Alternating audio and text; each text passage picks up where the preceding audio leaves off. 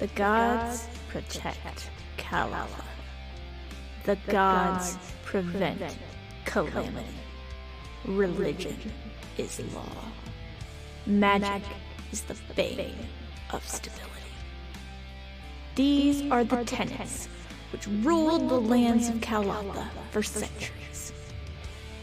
Yet Arken thought differently. Arken was a nation without the gods, where religion was not law and magic was not banned. They welcomed all peoples and punished no creed. They believed in progress and learning and sought arcane histories long thought lost. Arken Prospered threatened a centuries-old rhetoric and was ultimately destroyed for its progress. Its destruction was a warning to all and felt across the world. The Arkenians were brought low, scattered, slain, or converted by Bialdir, a god of law and ruler of the Renyth Nation across the Slender Sea. Yet some still survive in its remote places, and it is here where our story begins, in a quiet hamlet just a few years old, founded in the wake of disaster. So where exactly does our tale start? It begins with Yuri Bramblewood, a half-orc.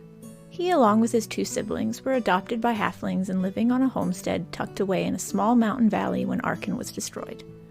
When Arken fell, a band of survivors found their way to this little homestead and turned it into a hamlet where they've been living it the last 2 years.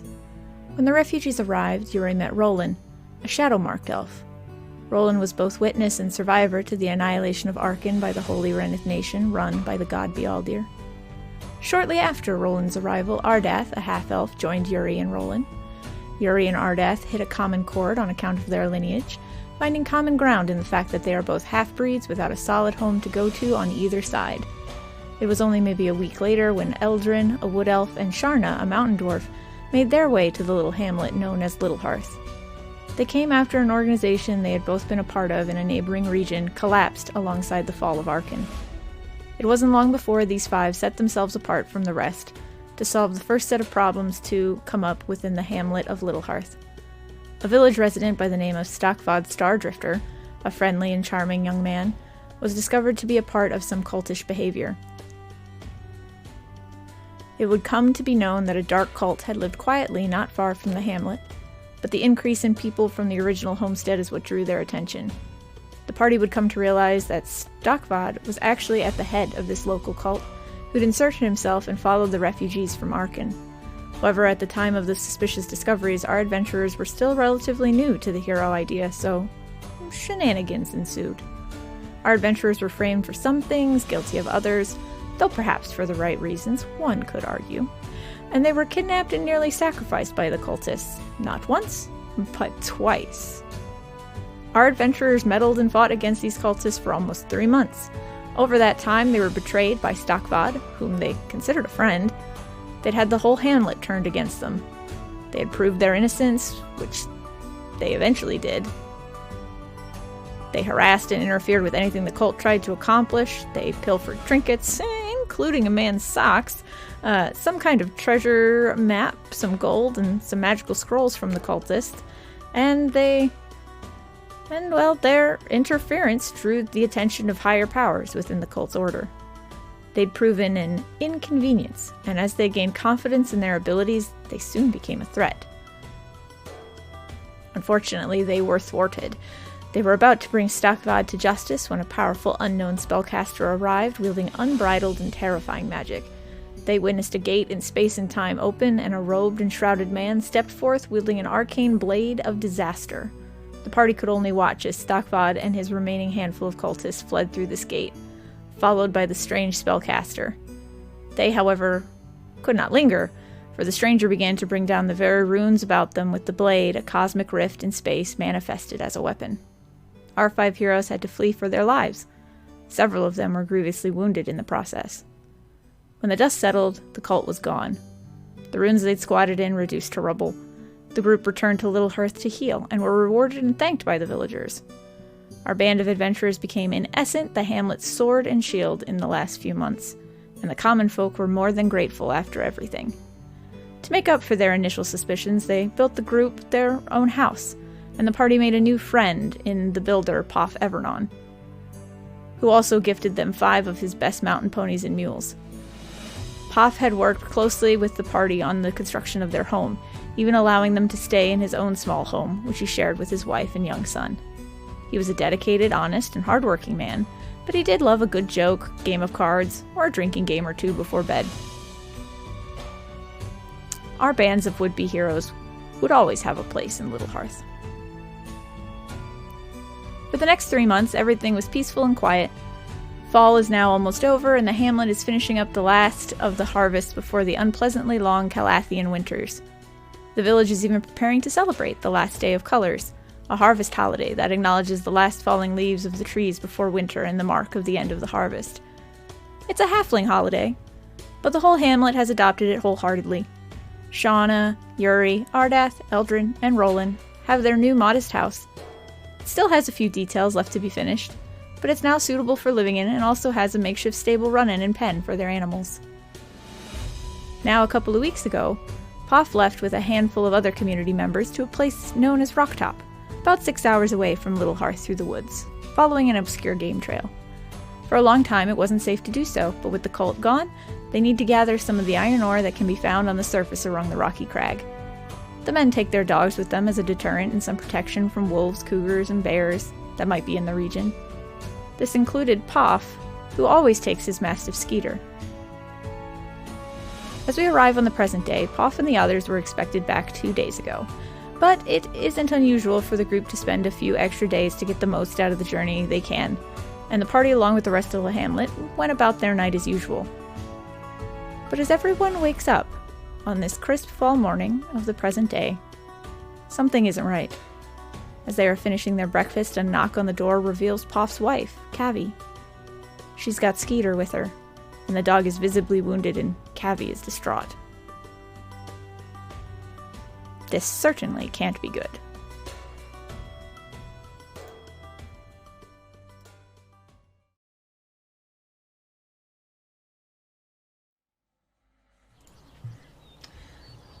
Alrighty, we are live. Hello everyone and welcome to the Pale Dragon. Tonight I am streaming the Arkenians. It has been about a few months in the making.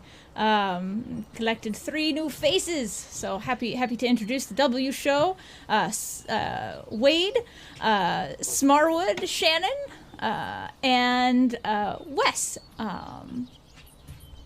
Sergeant. Sorry, Wes. We have the most complicated one of everybody. Sergeant Perry. Otherwise, Wes. Welcome to the gang. You 3. It's good to have you. So yes, we start on this crisp kind of fall morning. You all have, woken up in your modest home, made some breakfast and finished it. We're almost finished with it when you heard the knock on the door and Yuri eventually getting up to go and answer it and finding Cavi, Poff's wife, outside. She's got kind of a tearful face. She's got Skeeter beside her, which you recognize as Poff's dog. He is kind of, the dog kind of has its head down, its tail is kind of tucked. It's holding up one of its front legs. It's got, some wounds and some evidence that it was definitely in a fight, and it kind of whines piteously as Cavi just kind of sees you and says, I'm sorry, I don't mean to wake you guys so up in the morning, but I just found Skeeter. He came back by himself. I've asked around, nobody's seen the other ones, nobody knows Poff or any of the others have come back, and admittedly I'm concerned, and I don't really know who else to come to, and do you think there's what would you come in? What do you guys come in think? Please. Sorry, it's just I'm very worried, after all that stuff that happened three months ago. As she kind of starts to come in, you guys can see her, and Skeeter, limps in with her. Yuri immediately is checking the dog over, seeing what all is wrong, getting ready to figure out what type of healing he needs to do. Yeah.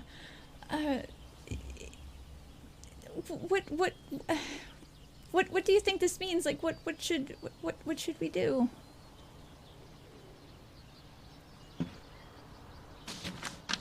Sharna gets up and, cause I'd say she's still at the table, and walks over to the woman and puts her hand on her shoulder, graciously, nicely, and says, "First thing you have to do is calm down, because that's doing none of us good. All right, you're not going to be able to keep going if you got all this stress on you. All right, my darling."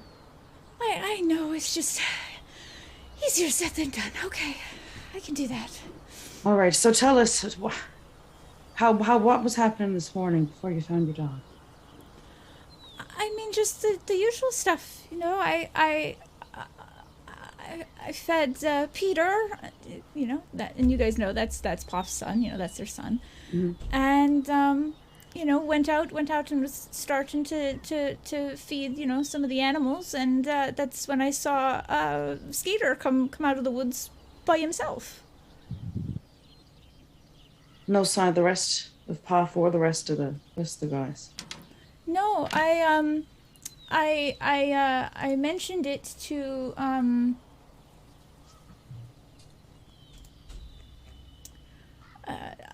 I mentioned to Zarth, and Zarth and Cognis took a handful of people out and just kind of combed kind of the woods nearby, but they haven't seen any of the other dogs or any of the men.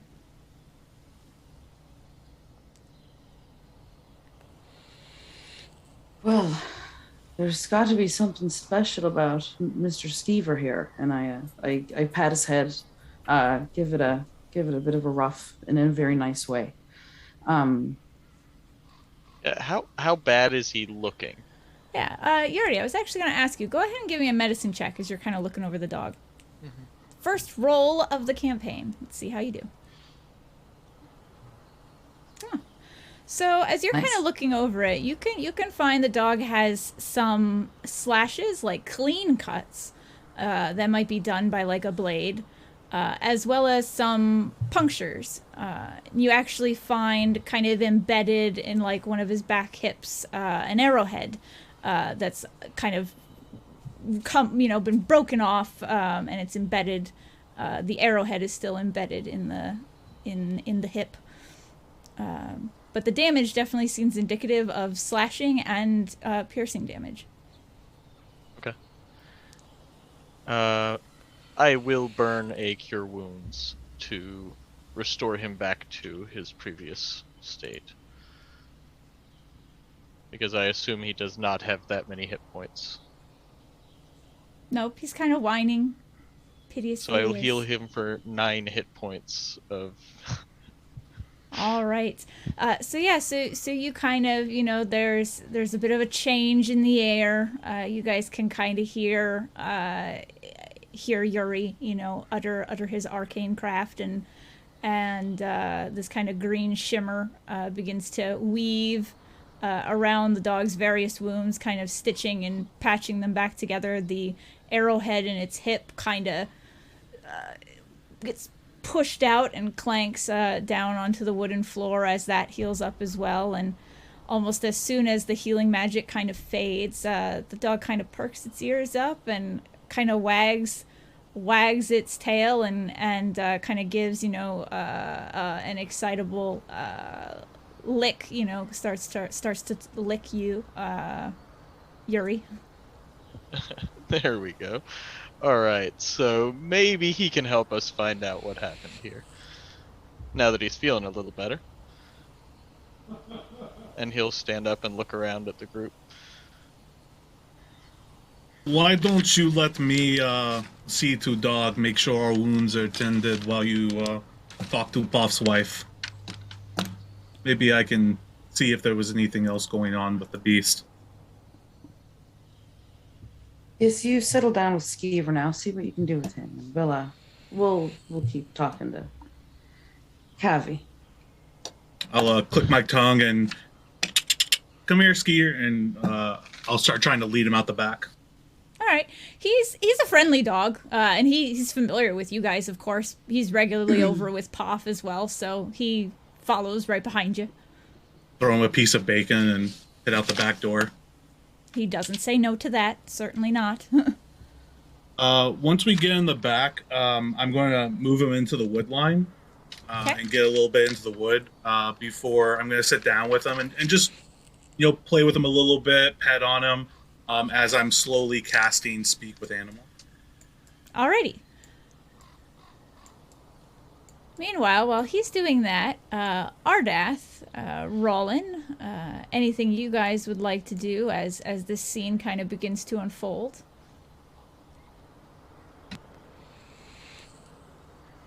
Dustin, you're muted. I'm going to finish my coffee, and then it sounds like we got somebody to hunt.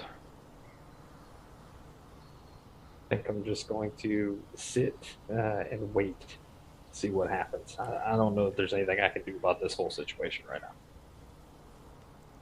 Yeah, and Kavi just kind of, continues once the dog's gone and kind of a silence kind of descends for a moment as Roland, mentions, looks like we maybe have somebody to hunt. She kind of goes, you guys don't think it's like Stockfad again, do you?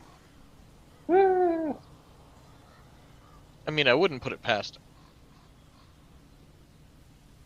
Got his name written all over it. No, sure it's not us. Yeah, she kind of starts to fidget nervously, kind of like starts shaking a foot and like tapping a foot, and just seems to get a little more nervous at the idea that the cult's back in town, or cult might be. Would you like a cup of tea? I think I would love one. Yes, please. I'm gonna go head to the what we have of a kitchen and brew a pot of tea in hopes of calming her down. Alrighty. So, Eldrin, you finish your Speak with Animals ritual. Skeeter, what happened to you, beast? We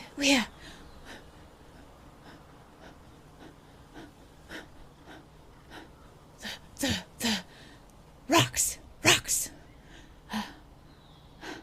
Different. It's different. People hurt you? Bad people. People like Puff? Like your master? Look like, yes, but nice like, no. Could you? They took them, and he kind of like starts to lower his head and kind of tucks his tail, and he's just like, bears are different. Bears different.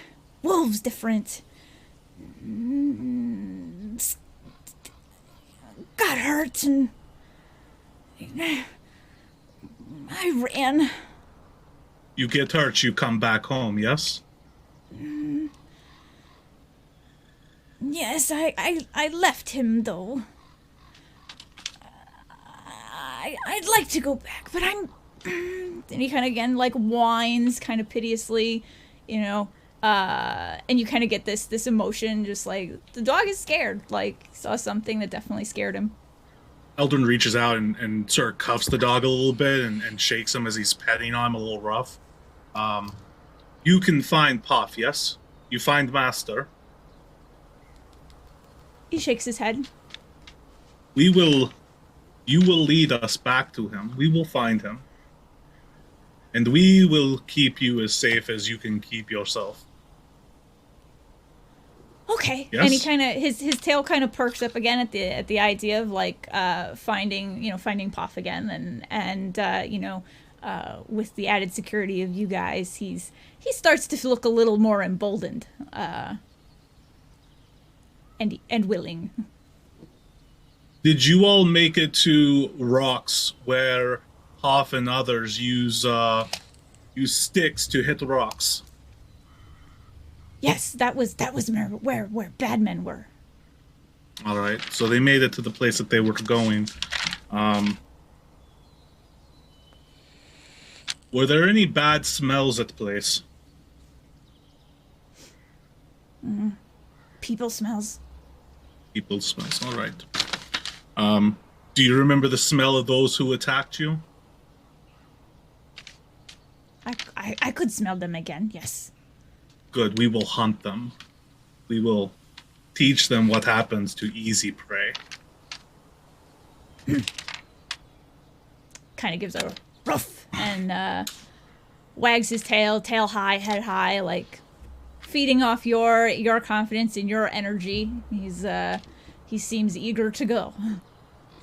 I throw him the last pieces of bacon I brought out with me, and then I'll head back inside. Kind of jumps up and grabs it midair and then trots after you. Meanwhile, Sharna, you have made a bit of tea for Kavi. She's kind of sat down at the dinner table. She's just kind of sipping it quietly. Did you guys have any other questions for her? Otherwise, she's mostly just calming herself down and sipping quietly. At this point, I'll just kind of lean back in the chair, relaxed, feet up, and I don't know exactly what happened. I'm sure it wasn't anything that you need to worry about. Maybe they just, got lost and separated somehow.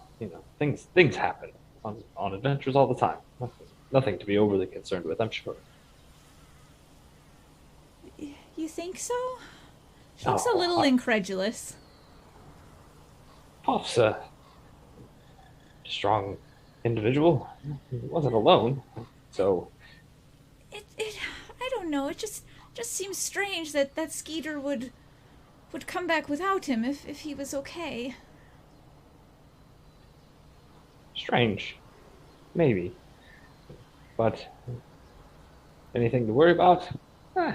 I think not. Well, Puff is a strong man, and so are all of his party, and take faith in that, and that all their companions are still there, and lucky for Puff and all of those men and the dogs that he was able to come back and give us this warning. So hopefully whatever's happening, we know now we can go find out. Ardath, go ahead and give me a persuasion check with advantage, since Sharna also added to it as well. All right, let's see how these dice do. Don't think too hard on it. You don't jinx yourself. Everybody knock on wood.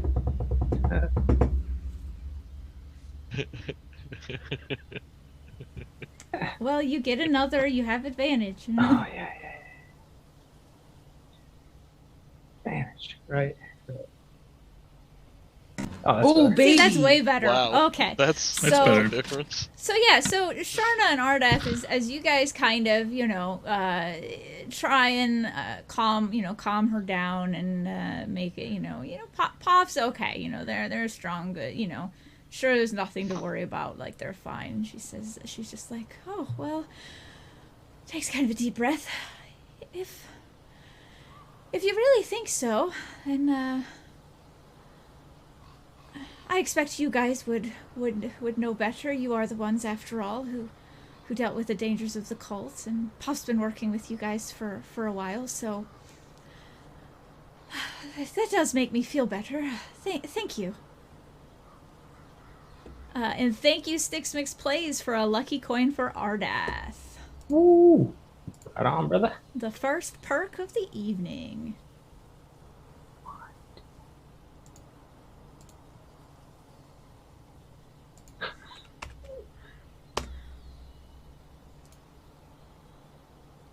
At about this time, Eldrin, you come back in through the back door. You all hear the back door, you know, and you can hear the little claws of Skeeter as he, you know, trots behind as Eldrin and Skeeter come back into the kitchen. I believe the pup is in good health. I believe he might be able to help lead us to where Puff is. I believe that we perhaps should go to check in on our good friend. I think Miss Kavi would appreciate it very much if we went and dealt with this right away. Yes. How about it? Kavi stands up. She just says, yes, well, if that does seem to be the case, I should get back to Peter. Miss Muse has been watching him, so I should go back and relieve her. Thank you. I do feel much better. Thank you, Ardath and Sharna for the tea. Of course.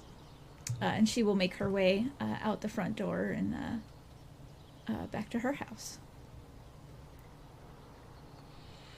The pup tells me that they were attacked at Rocktop by other people.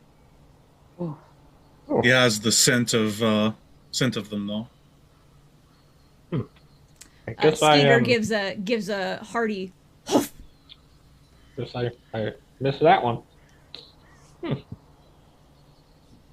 He did not smell anything out of place, though, luckily. That's something. Sounds as if it was people in the wood taking advantage. Perhaps some smaller homestead. I mean, that means they should be able to handle it, right? I mean, it's like several of them that went. Well, if Skeeter was hurt and fled his master, it is probably a good bet that the others did not fare quite as well. Otherwise, he would have returned. I think he would have stayed with his master if things were okay. I mean, it's not that far anyway. It's worth the walk, right? Bit of exercise. It's a bit of exercise. Why not? Get up. This Get is up, Heather. why town has us here, correct? To Go out into shield. the wilderness. I loves it. I mean, is it really why they have us here for everything? everything dangerous. Even, you know what? Never mind. I'll get my things. You're a good Like your sport. good boot. I'll go get my stuff. All right. Roland, how do you feel about everything that's going on? I'm gonna get down on one knee and I'm gonna pull out some bacon, give it to the dog, scratch him behind his ears. Oh yeah, as soon as you come down like to the floor, he trots right over, takes it and starts snuffling in your pockets and your hands looking for more. I'm gonna rub his little ears and say, "No one hurts Skeets and gets away with it." I'm ready to go whenever you guys are. All right, Yuri, are you good? Sure. I'm ready to go. We're always ready. Come on, let's go. Has Kavi left now? Yes, Kavi's gone. Okay, great. Yeah, she's been gone. Yeah, she would have had to leave before I revealed anything I learned from the dog. Yeah. Right. Would there be anywhere in this hamlet where I could get a weapon? A mall? There isn't even really a general store. It's all kind of like you can go to various people for things you need. Like you wouldn't per se be like nobody has a mall just hanging around. But if you did want to like So Gaddis and Losithra Oakspine, they're the dwarves in town. Okay. They brew cider from the Bramblewood field orchard. Cool. But they also work as the Losithra is more of a blacksmith, so she does a lot of the metal work for the community. So in theory, if they have enough materials and you were to talk with her, you could have one made. Right. But until there's a need, they don't make anything. Like, Right. Okay. superfluously. Yeah, no, of course. However, they were gone to get iron ore. So they probably don't have materials. It's a safe assumption. Yeah, so we'll pitter patter, let's get at her. There's iron to be had. There are malls to be made. All right. So, you guys do know, you're familiar with Rocktop. Like, you've gone in the past. You were actually a part of the group that kind of discovered Rocktop. The community needed to find some resources, so they started going off into the mountains. So you were kind of there when Rocktop was discovered. So you're familiar with the game trail that leads there. It's kind of, it winds through the forest and the hills and the mountains. You guys are here, and just so everybody watching the stream knows, they are currently located at Point A. That is where Little Hearth is. It is right on the side of a lake, a little mountain lake. It's a little mountainous valley that's kind of tucked away secretely. There's a lot of woods, pine woods, fern type, kind of a taiga biosphere in this area.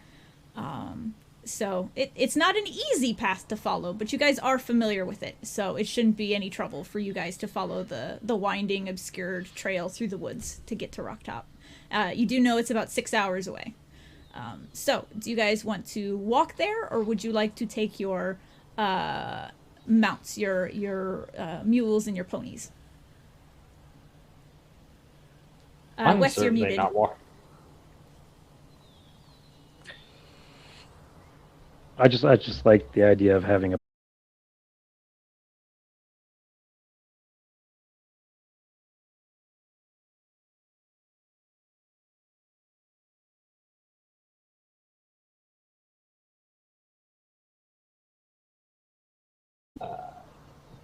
I'm heading over to the stable to get Miss Genuine Fancy Feet out, and I will I'll get everybody else's stuff out too, if I'm the person over there. I'll go in the system. Alrighty. So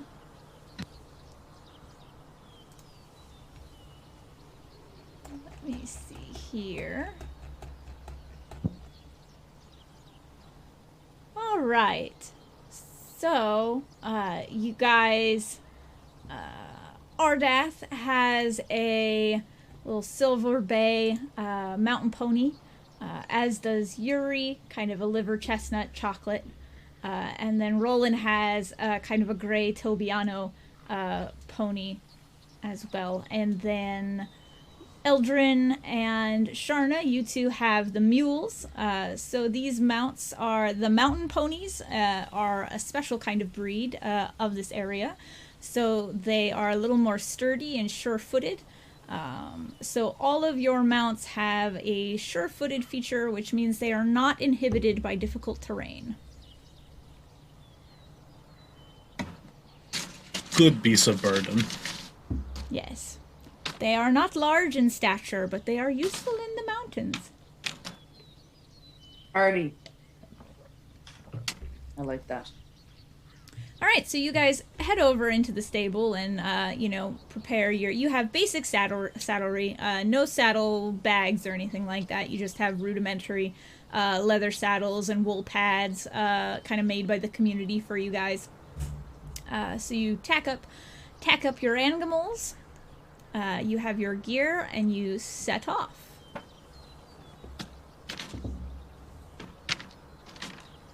All right.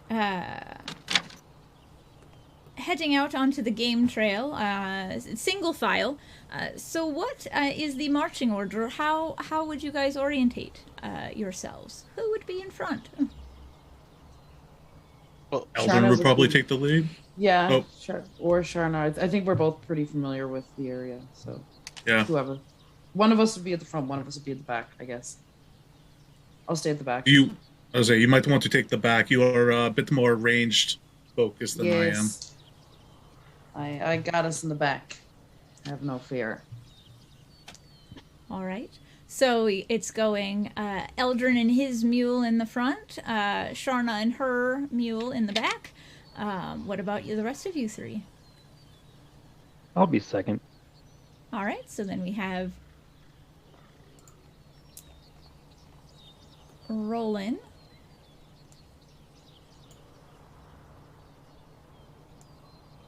I will be in front of Sharna, so I don't have to pay attention. Right, so that puts me dead center. Yep, right in the middle. That's a good place for you. Yep. Alrighty, and Out of the way, I know.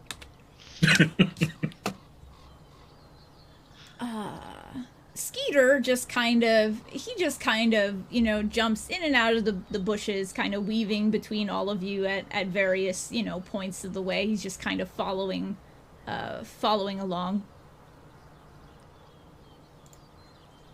I try to keep him from going ahead of us at any given point. I don't want him going past me. And so if he ever tries to dart forward, I'll make a motion at him or a sound to try and command him to stay back.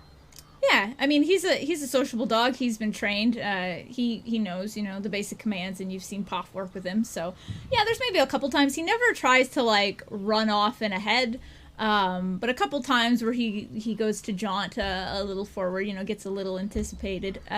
You kind of, and he heals back. So you only have to do it a couple of times, and then he pretty much kind of stays almost right beside Roland, right on the one side or another between Roland and your mount. Good. I'm happy with this. As we travel, is there anything off about the trail? Not really. No. Nope. Okay. Cool. Nope. There are no unusual signs. It's a pleasant day, actually. It's crisp. It's kind of cool. It's fall, but the sun is out. There aren't too many clouds in the sky. There's a slight breeze. There's a little bit of a wind chill as the mountain, but down in the woods, you're kind of sheltered from it. So it's overall very pleasant. You can hear the birds. Really, the environment gives no indication that anything nefarious could be afoot. Okay. As we're riding, I will pull out a ration out of my bag, and I'll just be eating it as we're going along. Alrighty, I need everybody to go ahead and give me a perception check as you guys are going along.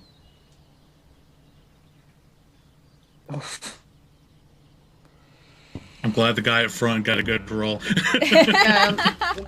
Back to Everybody except the guy at the front. Oh, holy shit. Yeah, Yep. Good job, folks. So, Get it out of the way. Eldrin, you notice, kind of as you're going along, you're the first to notice Skeeter kind of starts to slow down. And he kind of takes up, his head goes high, his tail stills, and his hackles kind of start going up, as he's kind of definitely sensing something. And then as you kind of tune into and look around, when you notice his behavior, you spot something large, kind of rooting around in the foliage, kind of like a big round covered in brown fur, something rooting around just to the left of the game trail about 30 feet ahead. I will slowly bring my mule to a stop as I make a motion behind me to everyone, and then I point towards where what I believe is a bear, and I hold a finger up to my mouth. What's going on? Why are we stopped? Please, wait now. I'll kneel down and pull out my longbow and aim a shot on and wait for Eldrin's word. I'll hop off of my mule, and turn it back towards the party so I can look at everybody. And then just in a low voice, I'm not whispering because whispering is actually very easy to hear, but just in a low voice, there's bear in front of us. It is just off trail.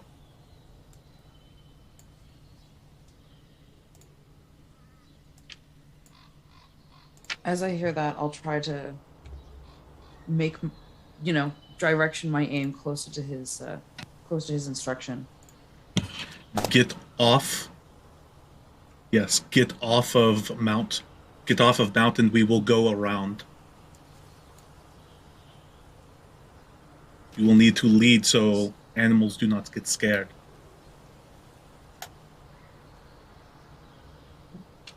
Then I'll climb down. Yeah, Yuri will hop down too.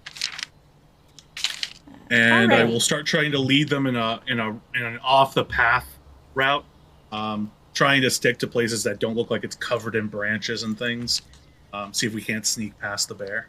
Alrighty, yeah. As everybody's kind of getting off your horses and having this conversation, let's do a group stealth roll. So everybody, go ahead and roll stealth.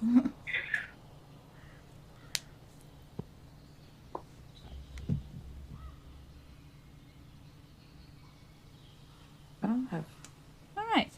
I'm not wearing heavy armor. Skill mail's not heavy, is it? It is. Yeah. It has disadvantage, yeah. NPM. Okay. That's okay though, because the rest of your group is being pretty quiet. So, all good. So you guys managed to kind of get off your horses quietly, and then if you would like to start, so you should be able to see the bear, Eldrin. I cannot. I don't have any vision on my token. No vision. Oh, I didn't. Okay, stop moving around, folks. It's cause I don't have the token lighting set.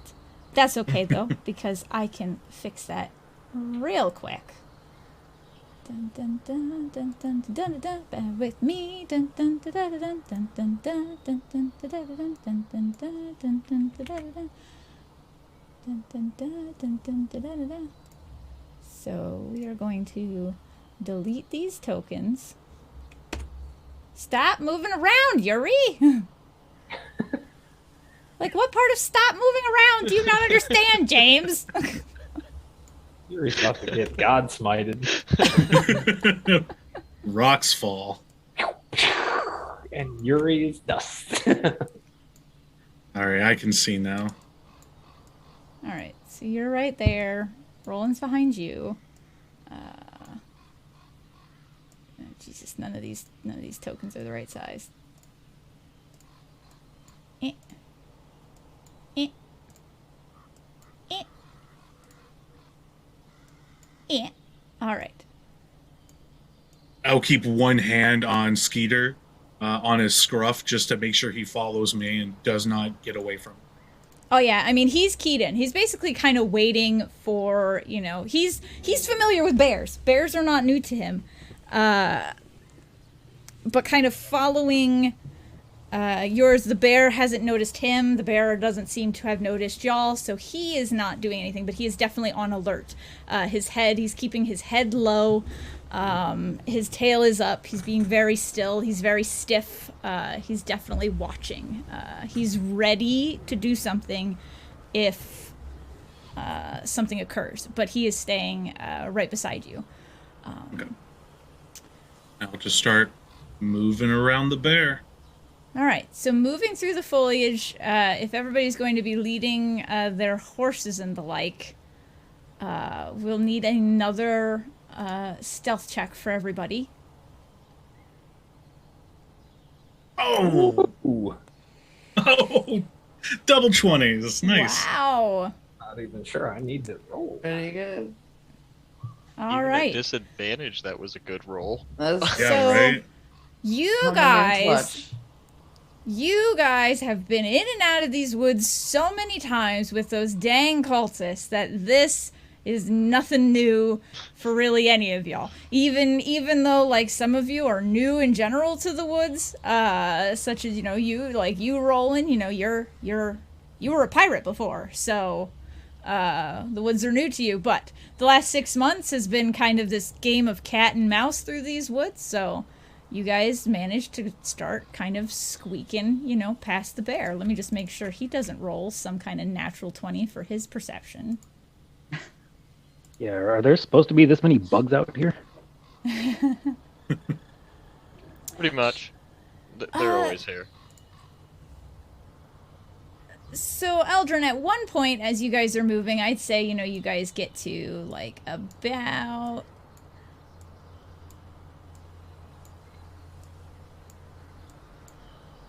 here, assuming that is the direction, you are going in. You notice the bear kind of pick up its head and look around, and, like, it's sniffing the air, like...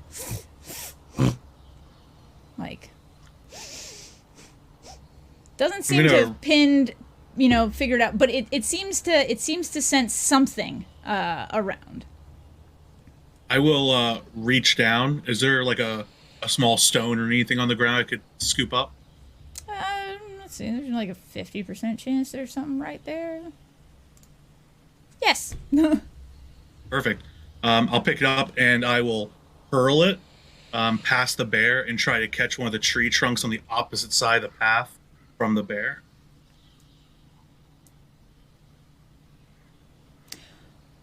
All right. Give me a improvise. So just a straight dex. Dex. All right. You can clink it somewhere on the other side. Yeah, you kind of. It's somewhere over here. Yeah. It kind of chinks, and the bear's head kind of whips over to it, and it gives kind of a one of those sounds in that direction. It doesn't move. It seems to be holding its ground, but it is kind of eyeing its attention is opposite of you guys. Just keep moving then. All right. One more stealth check. You guys are going through the brush, so there's a lot of brush. I was gonna roll low eventually. Look at all the eights, Jesus.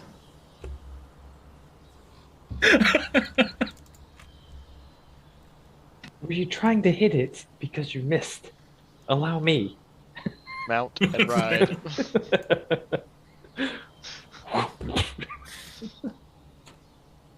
All right. That's terrible. So you guys get here, and Ardath and hold on, let's see who is it. So Ardath, Sharna,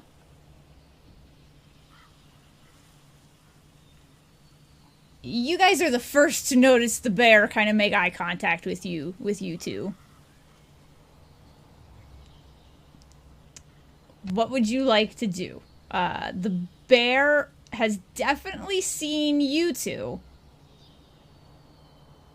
Just because as it turns in that direction, it spots you two first. right. I freeze right where I'm at, and I am waiting to see what the bear does. Then I want if it, I want to see if it, if it does. Yeah, so Yuri, you going noticed to- Ardath stop suddenly. Shannon, sorry, go ahead. That's okay. I'm going to aim and try to shoot it in the knee. Slow it down. Shoot the bear. In the knee. All right. In the knee. Okay. In the knee. Yeah, go ahead. This is a survival tactic. Shoot, okay? shoot your shot. Can I say what I'm doing before we see if it hits or misses? Yeah, sure. Okay, as soon as she lets go of that arrow, I yell, "Run!" and I take off forward. You are holding a horse, just so you know. Yeah, I'm pulling All right. Jeannie right along with me. She don't get it though. She don't get it though. No, I'm, it kind of I'm so thrown off. I'm so Yeah. thrown off. it between the light kind of filtering through the trees and the foliage kind of in the way, it's hard to see exactly, exactly how big or exactly the exact proportions of like where the feet are and things like that. So your arrow kind of flies and then ends up hitting kind of a small sapling instead. That was just kind of in the way. And That was the plan, by the way, to scare it away with my arrow. So He scared me away. so Ardath takes off. Ardath, you can actually go ahead right now. I'm going to say before anybody else moves. Ardath, you can move your movement if you want, like max movement, etc. You can go where you want. Well, that's give me my 30 feet. So. Give me an animal handling check while you're doing that. Oh God. I'm okay at this. All right. Yep. She's trotting behind you. No problem. Okay, that's my 30 feet. So Okay. Yeah. And I'd like everybody to roll initiative, please. As the arrow kind of hits, Ardath screams, "Run!" and starts running away, and the bear just immediately kind of rises to its full height and just lets out this roar. Like, it doesn't run or move towards you yet, but it stands up and it roars kind of like, intimidatingly. It's carryover initiative. Stop equating this to Monday's game. It's so You bad. will will curse yourself. I'm cursed. Don't I do need that. to stage this roll 20 or something.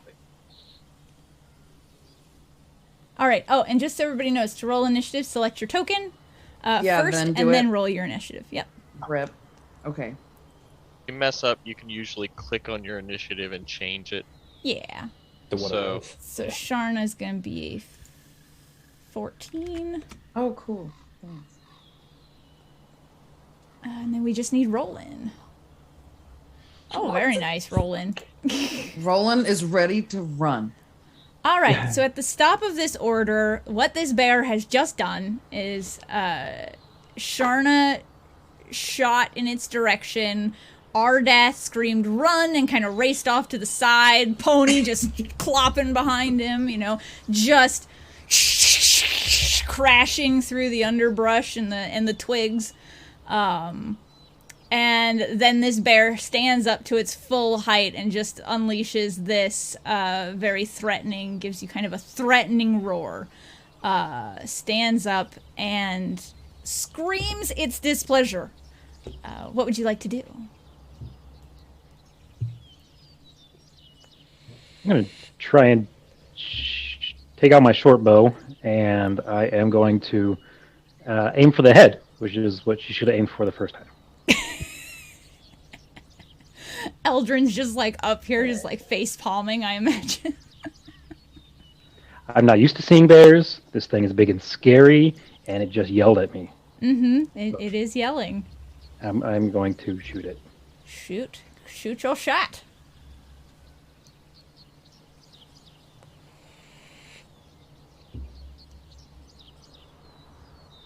Oh, Oh, nice. nice indeed. All right, so that is gonna be hate math.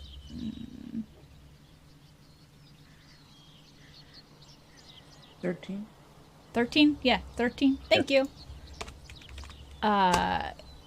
You hit it kind of right in the side of its jaw, and it slams it comes down and slams its front legs back into the dirt, kicking up mulch and twigs and dust, and kind of roars again. Anything else? Would you like to move or anything? Yeah, no, I'm gonna move away. Yeah, duh. So yeah, I'm going to move to the right there with my horse, with my pony. Alrighty. You can go ahead and move your token. Yeah, I'll move about here where everybody else is. Alrighty. Eldrin. Let's see. Eldrin's first option is no longer valid for him. So now that we hit the bear, Eldrin will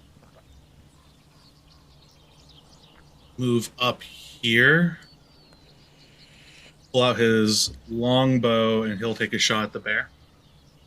Alrighty. Longbow. Ooh, very nice. 8 damage. Another arrow sinks deep into its shoulder. It is definitely unhappy. Anything else? I just kind of growl at menacingly in return, and otherwise I'm complete. All right, Sharna. All right. I'm going to put my bow away, and take out my short swords. Okay. And go towards the bear. 5, 10, 15, 20, 25. So close. So close. But my little dwarf feet. I'm so ready. I'll be so ready next round. All right. Yeah, you can hold your action if you want to. I hold will. an attack. Yeah, actually, good idea. I will do that. Yeah, absolutely. I'm gonna hold my attack. All right, Mhm. Yuri. Right, You watch as Sharna, she draws her swords and goes running towards the bear. He chuckles a little bit and opens his hand and fires off a ray of frost in its direction. Oh shit! Yeah. Okay. Yeah, We are Dustin, wasting shut up. them all. Shut up about bad luck, man. It's just me. It's okay. All right, so 8, and its speed is reduced by 10, correct? Yes. All right. And then he's going to move away. All right.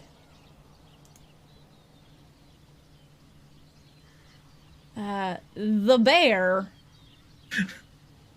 frost embedded all over its fur, actually makes kind of a pitiful sound and turns around to run. Lol. It now only has 30 feet, so... That's right, bear. You better run. Yep. So the bear, and it will use its action to dash. So it is 60 feet off the map. So it is just not on the map anymore. It is 60 feet, 65 feet away from Sharna. It's better Ardath. that way. I get on Genie. Okay. Basically, any intention on pursuing the bear? Nope. No. Roland, any intention on pursuing the bear? No, my mission accomplished. It ran the opposite direction. All right, Eldrin, I think I got a no from you. And Yeah. Sharna, how about you? I'm good. All right. You can hear the bear kind of galumphing off as it runs away. I have to say that went well. This is one of the better exchanges out here. I feel kind of bad for shooting it now, but Yeah.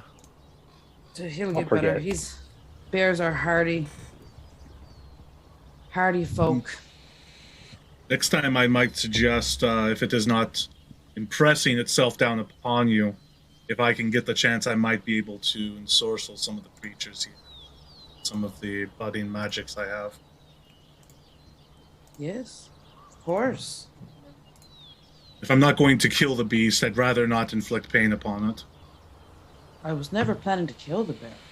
I would never shoot to kill.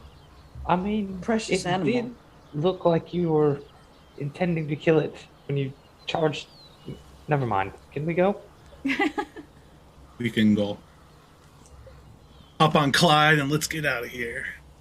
Alrighty. So you guys reaffirm yourselves on, I'm assuming, the same order, basically following this game trail as it kind of winds through as you continue on. The rest of your journey, no issues. You don't see any more bears, no cougars, no wolves, no deer. At one point, like, you spook a little family of rabbits that skitter across the trail.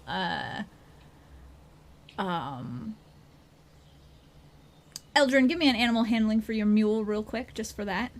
Sure.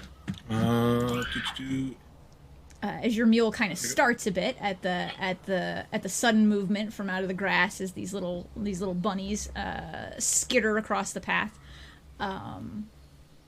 but you have no trouble calming it right back down, and on you go. So you left right in the middle of the morning. As you guys are traveling, for a couple of hours. The bear happened about maybe 10 a.m. and as you start to get closer to where about Rocktop would be, you guys obviously recognize the landmarks following the game trail when you guys are getting close. But also at the same time, Skeeter also starts to kind of show some hesitancy in wanting to, he kind of takes up a position definitely more behind, like beside Roland, as you guys draw closer. Just on alert. Might be best to tie up beasts here and go in on foot if there is danger up there.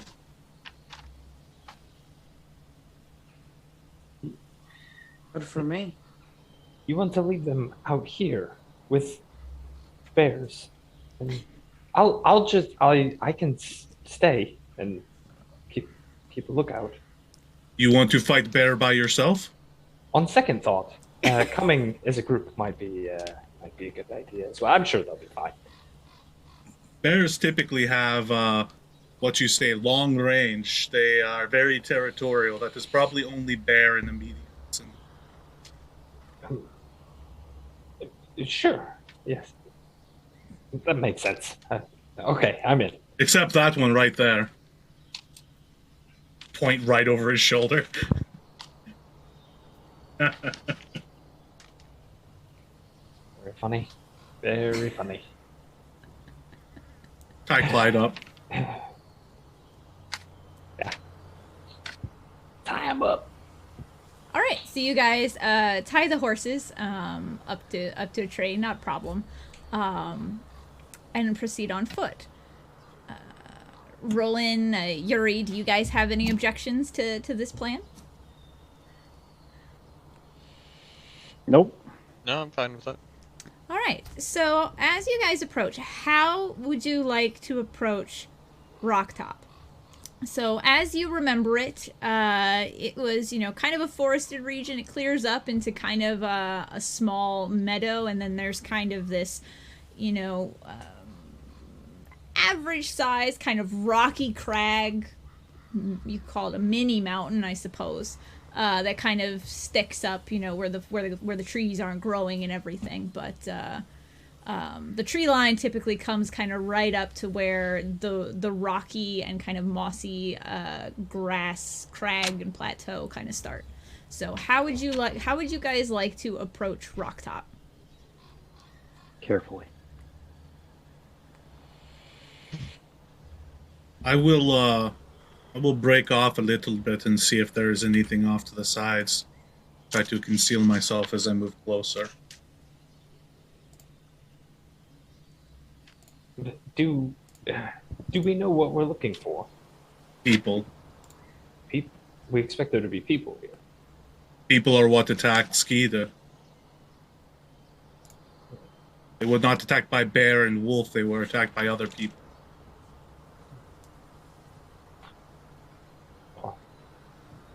I suspect we will probably find remnants of Poff's camp somewhere nearby. if there's other people, they perhaps will have already raided it. Or perhaps Poff is there tending to his wounds. Should we wait here? I can do a quick circle of the area if you all wish to wait.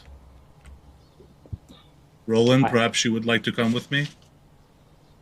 Yeah, I'll sneak along with you.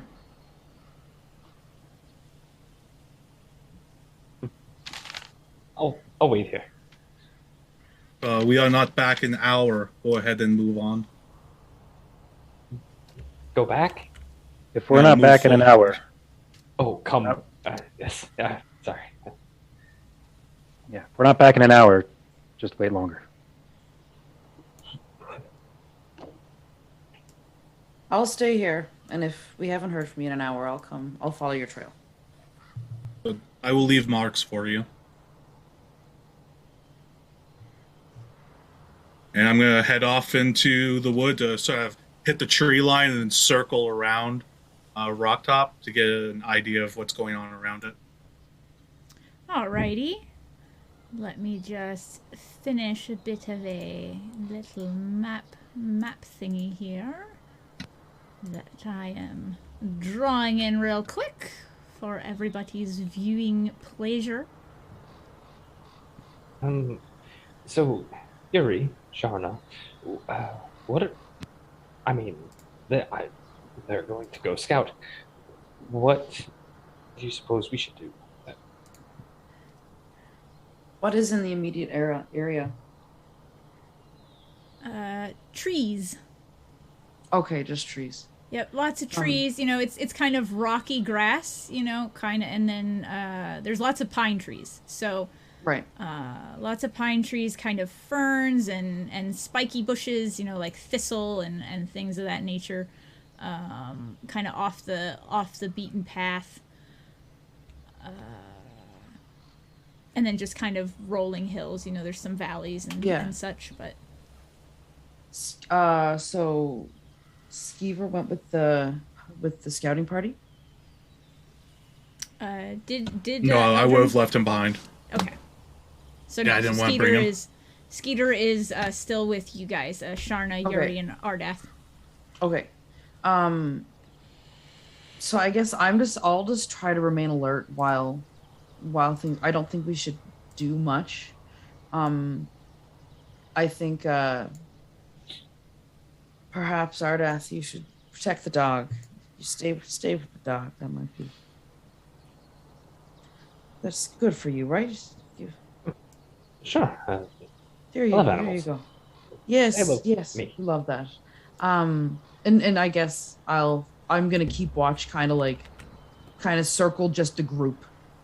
Very, very like nonchalantly. Just keep my eyes out, quietly. Alrighty.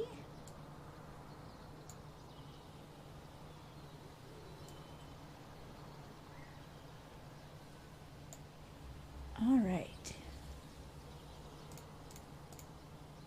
I have my map. Let me get my players. Complete with tombstones. All right. So, Sharna, you guys are on the map, so you can watch, but. Your tokens are kind of off to the side because technically you're not going to be here with Eldrin and everybody else. So cool. Yuri, Sharna, and Ardath, you guys are hanging out down at the bottom of the map with him. And I shall put...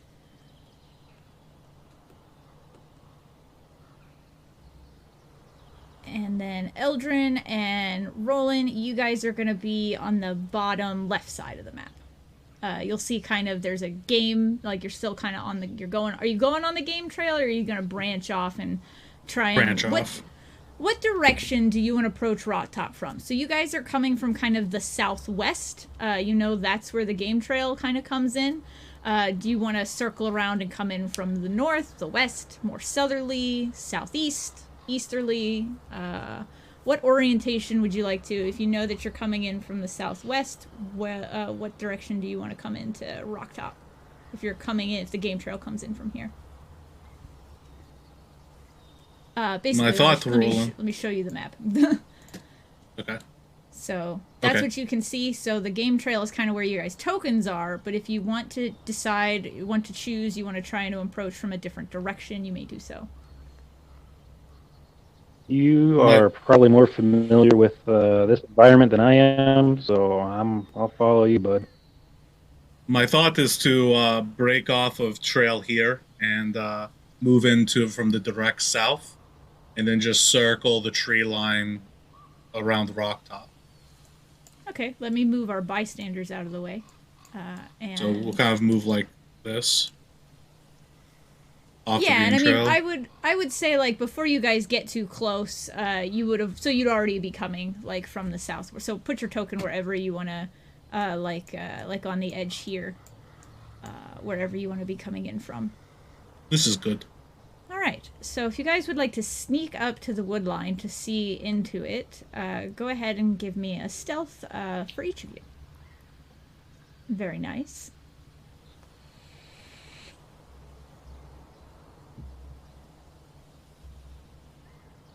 Alrighty.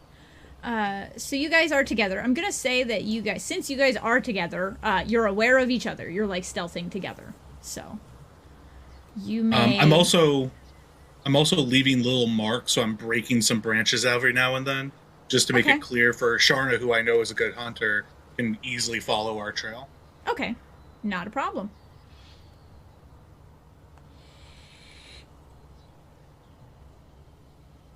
Yeah, like right there. I should be able to see past the tree line, I would think, from here. All right. So when you get there, let me populate some shit.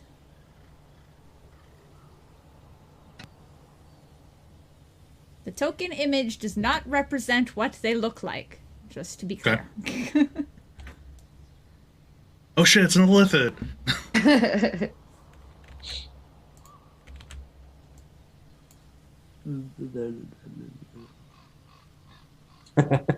Oh, they're twins. That was the best description ever. The elephant. So when you get there, you can clearly see three men. Kind of. Well, the first thing you notice is that Rocktop does not look anything like it used to. The woods have been trimmed back over here, for sure. You can see kind of a wooden lean-to that's been erected here. You can also see that there actually does appear to be a tunnel now that goes down into the crag. So these three are just kind of lounging on a few stools, just kind of, talking casually, just hanging out, talking to each other. You can see over to your right is a kind of finished rough. I mean, it's not like great quality, but like the trees that they brought down, they used to build a little log cabin over here, and you can see that there is a tower, kind of a rough tower on top of the building. You can't really see if there's anybody up in the top from your perspective.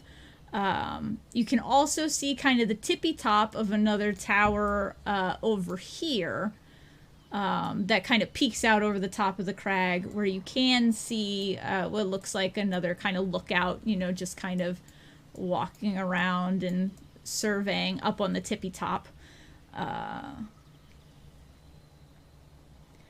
These men that you can see are... I assume we don't recognize them from Little Hearth. No, they are definitely not anybody you recognize. You don't recognize any of their faces. They're definitely not from your community. Just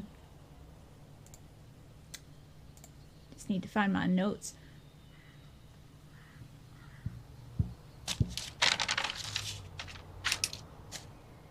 So you see the men that you can see right in front of you at the lean-to, kind of by the tunnel.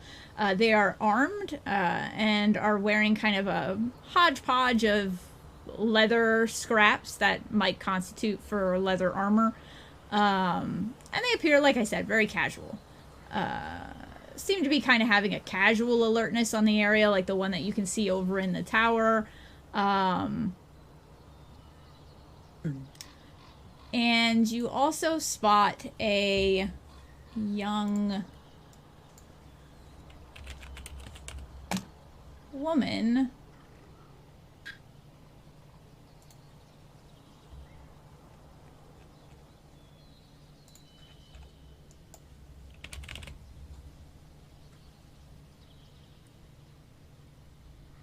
kind of sitting on a stool by the log house door.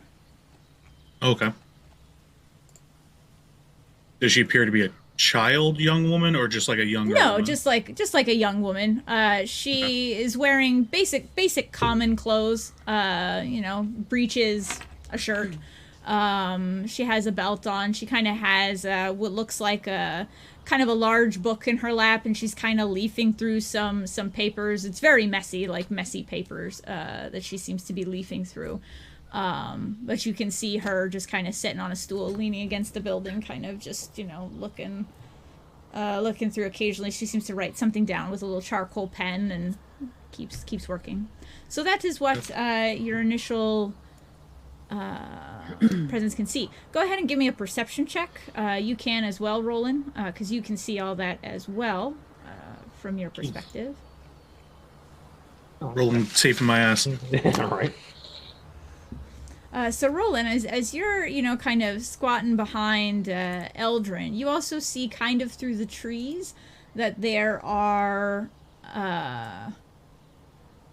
is another tower over here with a outlook in it, and there are two other people kind of conversing, kind of leaning against the rocky crag over here. Two more kind of casually armed, hanging out individuals.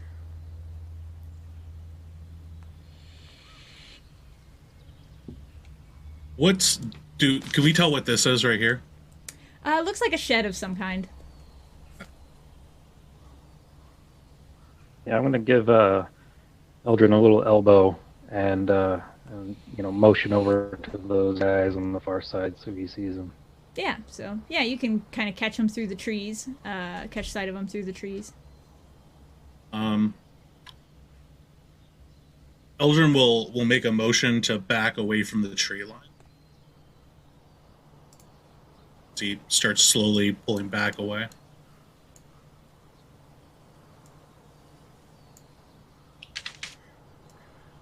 I think we should complete the circle around the camp, see if we can't get an idea of their number.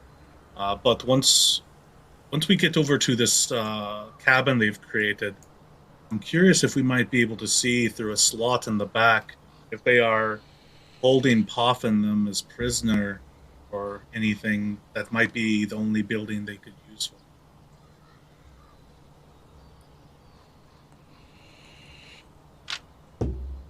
Sound good, y'all? I like it.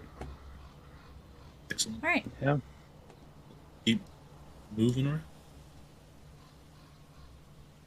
Alrighty, so I'm gonna say y'all stealth still works, because you guys haven't really done anything except look around, as you continue to move.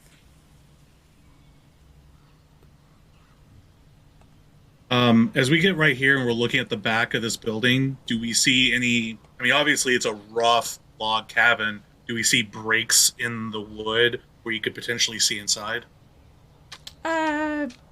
Sure. Yeah, it's not like a perfect... It's definitely a rough shelter, a roughly made cabin. So yeah, there's definitely little cracks where you might be able to get a look inside. Okay. Do you want to try to look inside, Roland, or should I? Yeah, no, let me run up there. All right, I will keep watch on watchman to make sure he does not see you and give you warning. All right. Roland, you are going to have to leave the cover of the tree line to get up to the building, so I will need another stealth roll for when you leave the wood line. Come on, big money. Oh, whammy.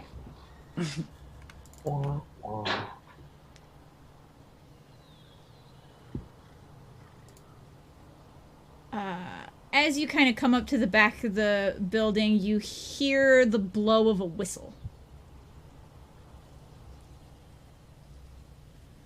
I don't have a whistle. I should have a whistle if they had a whistle. I don't have a whistle. Do I see this guy up here blowing the whistle? No. You do see him kind of look over, but he is not the one blowing the whistle.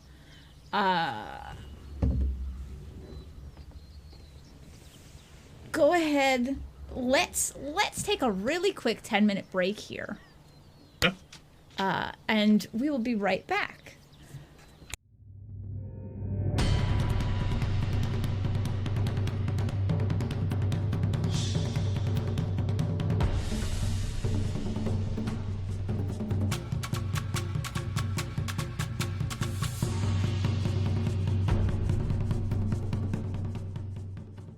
Alrighty, and we are back, guys. And I just wanted to say thank you so much, Harley Rose, for giving that lucky coin to Roland. Roland, you now have 1 instance of a lucky coin, which, as I said before, you can use at any time to give yourself an instant use of luck. Cheers.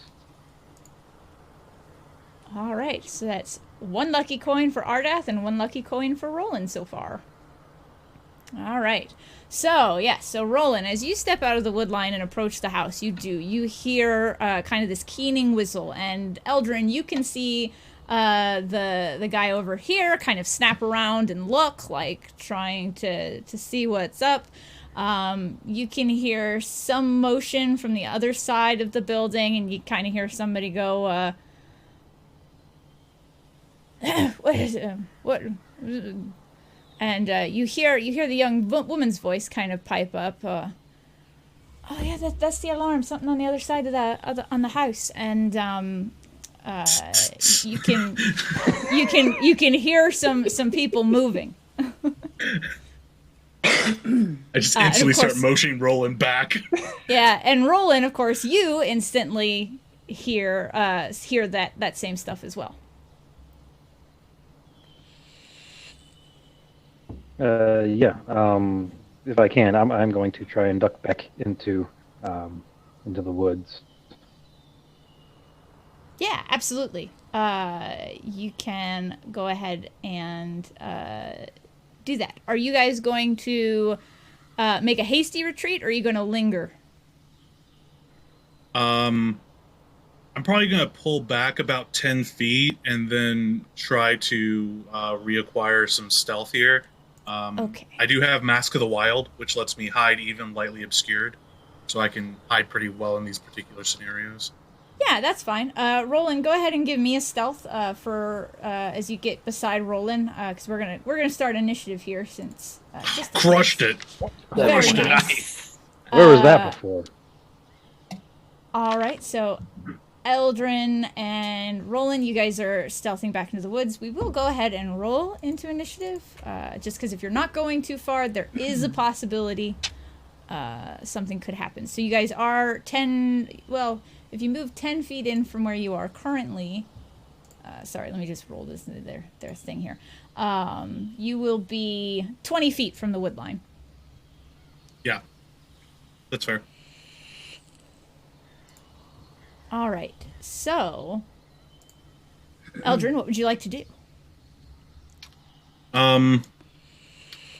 Probably at this point, it'll be good to get back with the others, and so I'll just start cycling my way south. Okay. Eldrin, or not Eldrin, Roland?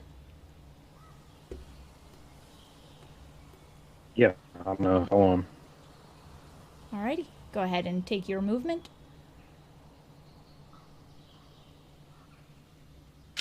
Alright, so you guys are going to head back towards the group?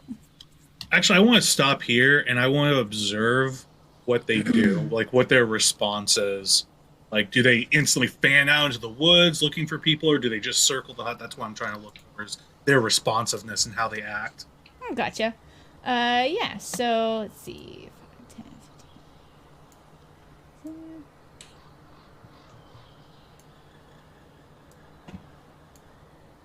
And you can hear.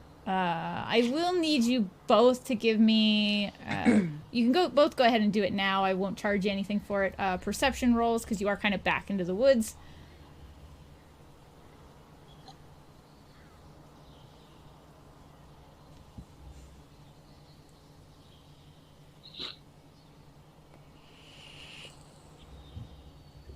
Alrighty, so yeah, so you both hear, you can kind of see them through the tree line as you guys are kind of hunkering behind trees and bushes. You can see them. They are kind of casually, like, you can't see the one up here yet, but you can see these two kind of come around, and they have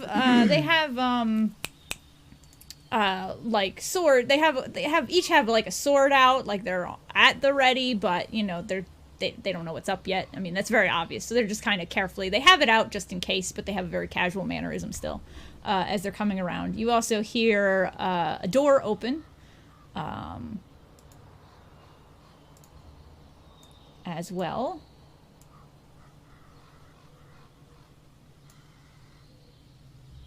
Are these all human, by the way? Are they all Yes. humans? Yeah. There might be kind of a mix. Nothing terribly exotic, though. No tieflings, for example. Okay. Immediately obvious. So whether they're elves or half elves or humans, not entirely sure until you get closer. Okay. Well, after seeing that response, I'll start making my way back to the others. Alrighty. Same for you, Roland.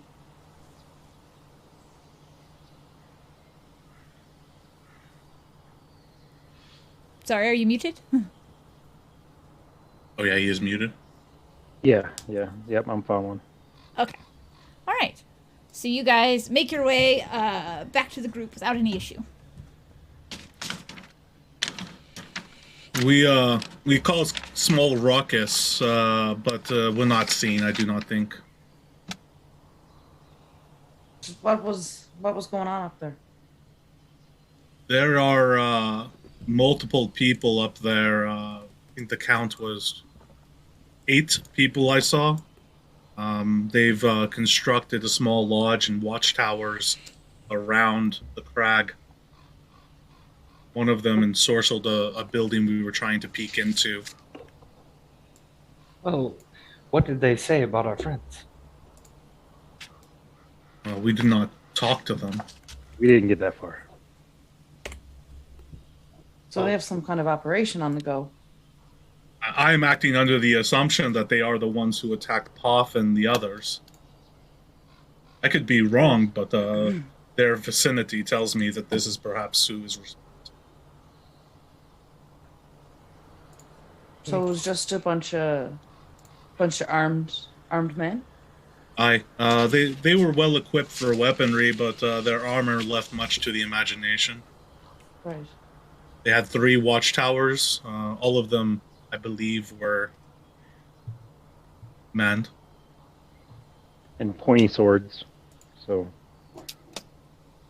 Yeah, So- you notice that they had swords and crossbows. So they have the others then. We did Oh, not no. see others. Didn't see anybody else. We tried to get peek I into wonder- building where we thought the others would be held, but the I assume the witch there perhaps ensorcelled the building to cause a cantankerous noise that alerted them to our presence. A witch. I'm sorry, did you just say witch? A woman who is capable of casting spells. It is a shorthand, perhaps. Oh, This okay. is not good word for you. No, that's fine. It's just, you know. Anyhow, so we go back then. They're not there.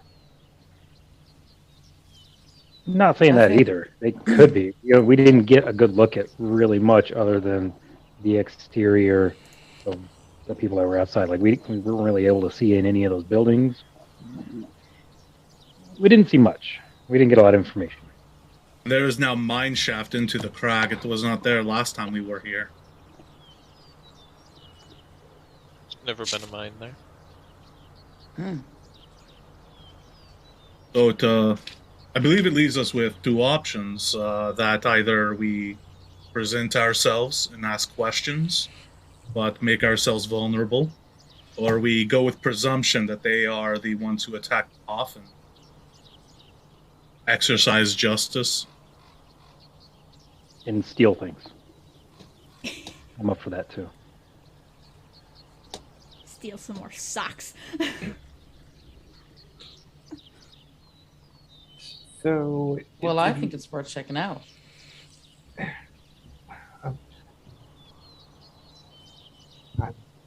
I'm okay with that if we think that's what needs to be done.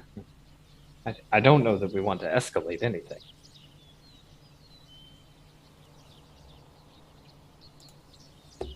If you wish to approach them on perhaps friendly terms, I would suggest going up the game trail to make sure you are well spotted. It's just so I can clarify. When you say you mean us, right? If I'm going, I will keep myself concealed to the wood line in case things take a poor turning. Yeah, we can go back the way we came, and then you three, if you want to go up there, you're lost or you just happen to go down this trail, introduce yourself, say you're looking for a friend. I don't know, whatever you want to come up with. We'll be on the sidelines in the shadows just in case it gets crazy. We can jump in and at least catch a few of them by surprise. I just look at Sharna and Yuri. Who is staring back at you.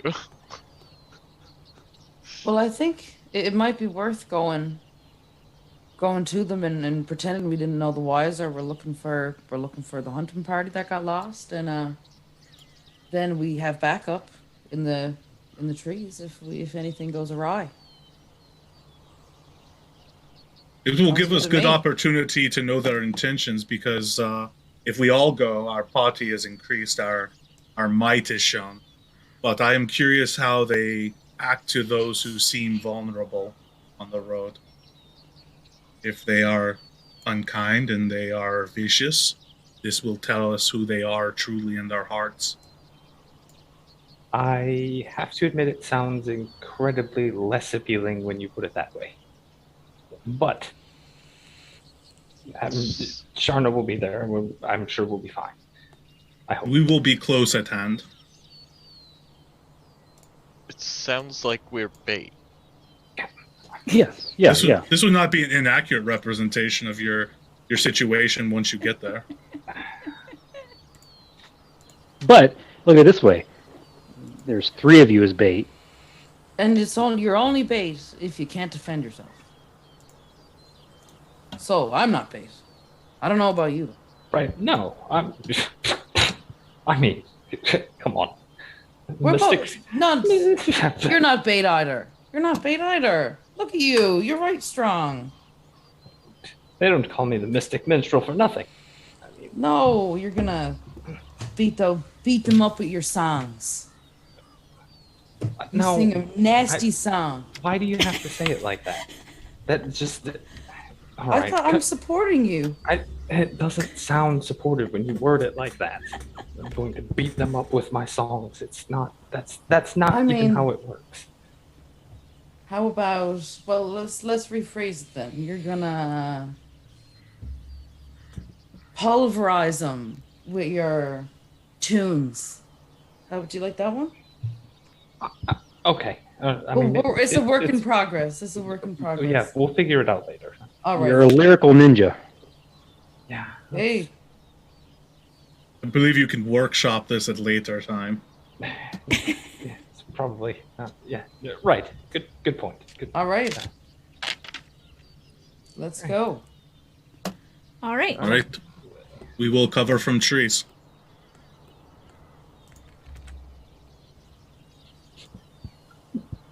All right. So, So, yeah, what do you guys want to do with Skeeter? He can come with me. I was gonna say, because you can command him to stay with the horses if you want. He does understand the stay command. He's a well-trained dog. No, I want to bring him with me because he's going to help me find Poth. All right. So Boy, and he can, if those are the people, he may have a reaction. That could go one of two ways. If he growls at them or something, that can turn the people against you.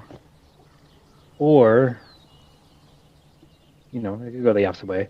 It's your call. We could take him with us, and we can see if he has any reaction in the tree line with us. Might not be as noticeable. Maybe if you don't know if they're going to recognize the dog. That totally sets them off. Yeah, take him with you. He can come with us. All right. So Skeeter is going with Eldrin and Roland. How do you three, Sharna, Yuri, and Ardath, wish to align yourselves going down the game trail? Who would like to be in the front? I'll be in the front. All right. It's just single file, right? Yes. Okay. But I think before we go, I think we need a story. Well, I guess we're looking for the party. That's our stories. Never mind. We're from the village. Yeah, that's looking us. For... That's us.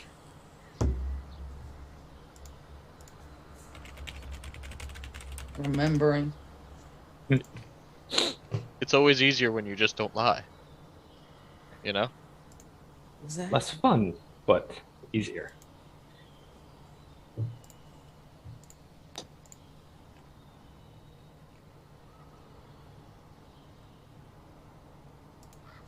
Roland, I believe our bait will spring good trap, yes? Stop referring to us as the bait. Either that or we're going to have some fun here in a little bit. This is what I mean. What are the chances they shoot first? 63%. Never All tell right. me the odds. So we have Sharna in the front, who's taking up the rear, and who's in the middle. I'll be in the back. All right. And as we are approaching, I will probably just begin talking loud as to not surprise them. Like when we get within where we can see where it starts to open up, I'll be like, and then I said the bugbear was eating the whole pie and everybody lost it. All right. So yeah, that starts at about there. You guys are Roland and Eldrin. You guys are down at the bottom, like where you guys came in the last time. You may move to where you want to be. Give me stealth rolls for approaching the wood line. As you two get close, you can see a couple of the men are just on this corner now, like loosely alert. They've gone back to their conversation, which you can kind of hear petering through the trees. They're basically talking about, like the rain that came down the other day. Like, man, the practically, frickin' river down to the bottom. We're gonna need like bail buckets or something along those lines. Yeah, how was that card game with like Smithy yesterday? Well, I think he cheats, but I don't know. You three, Sharna and crew, may progress further. Ardath, as you tell the end, the end of your joke or whatever. Yeah. So I guess so. As I know we're nearing where they told us the people are, I'll start saying, "Jeez, no sign of them yet. God, wait. Do we see them at this point?" Yeah, I mean, you can like, see notice? kind of, you can see, yeah, you can see through the trees how it starts opening up here, and you can see one kind of peering from around, Right. like kind of slowly kind of moving in y'all's direction. Right, so we notice some activity kind of thing. Yeah, and Roland and Eldrin, you guys can see through the trees. Another one kind of appears from around this corner, seeming to be coming to join the other one. So you guys may move up to where you want to be, as you know you're. Yeah. I'm happy with the distance that I'm at currently. 'Cause if Skeeter does react, I want enough distance that they probably won't hear him, and I'm gonna put my hand on the top of his muzzle, not to control him or keep him from going anywhere, but just if he does start to try and make a lot of noise, I just push down to keep him from. Let him know, don't make a noise. So yeah, as he kind of comes up, he's keeping very low to the ground. His hackles are raised, and kind of at the time, you know, you put your hand kind of on his muzzle, you can hear he's kind of lowly grumbling, very, very low, almost inaudible sound. But as you kind of, you know, quiet, you know, he does kind of shut up, essentially. And then just maintain our watch from here, I think, is a good place for us. I agree. All right, so Sharna, you're the first to come out into the open. You see two men approaching curiously. Do you say anything, or? Yeah, oh yeah. I'll, you know, kind of in a friendly manner, put my hand on my hip and, hello, how are you? I don't know if how long you've been around these parts, but we've been sent to look for a party of fellows from our town out west, and I was just wondering if you've seen anyone and their dogs around these parts. So the one guy kind of gives you a friendly, hi. How are you? Pleased to meet you. Yeah. You can see, like I said, he's wearing kind of ramshackle leather armor. You can see sheathed on his side is a scimitar, and kind of on his back, a crossbow.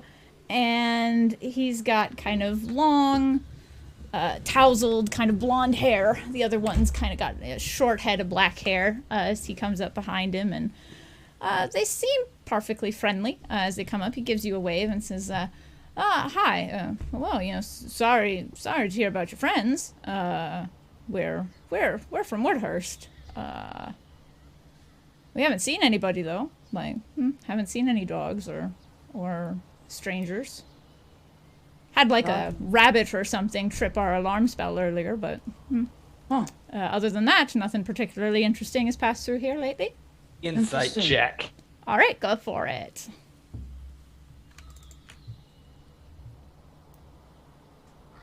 I'm gonna try it. It's probably not gonna be any good, but Yeah, mine's probably not either, but that's weird.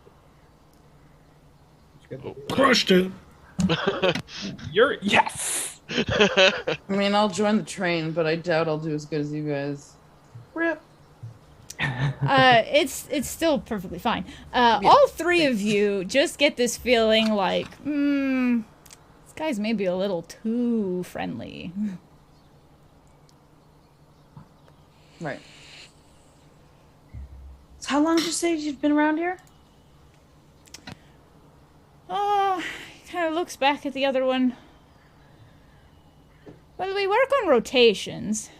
We've been here the last 4. We're usually out for 4 days. I think this is our. And the other guy kind of chimes up. And this is our third. And so yeah, this is our third. So we've been here about 3 days. Very good. You have anything to eat? But then wouldn't they have come up here while they were up here? Sorry? Well, to answer your question, sir, and he kind of points to you, Ardath, we just finished up lunch, but if you guys would like to come in, I could see if Molly could cook something up for you. Oh, absolutely. I'll turn down a meal. Sure. It's been quite a journey. All right, well,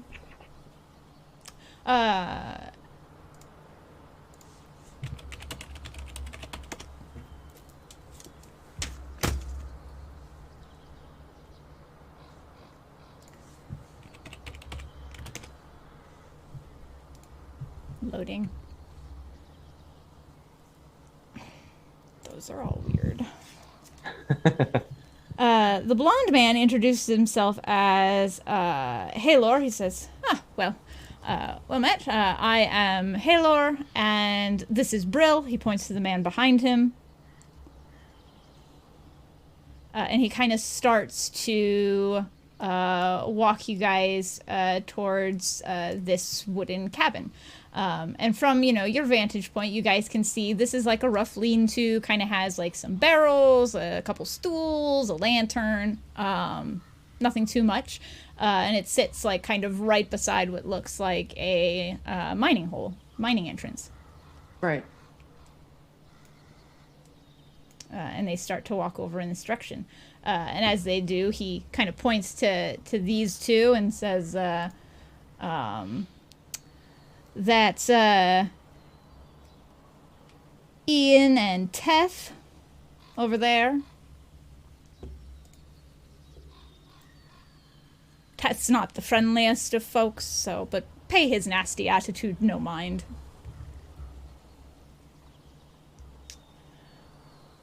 And he looks back to Ian and says, "Hey, Ian, you want to grab Molly?" And Ian kind of replies, she's in the middle of putting that ritual thingy back up around the building, right? And he's like, yeah, but it's not like the rats are gonna get in anytime soon. We're all here. If we see a rat, we can squish it. Like, come on, man. Ian just kind of rolls his eyes and starts moving back around to the other side. What would you guys like to do?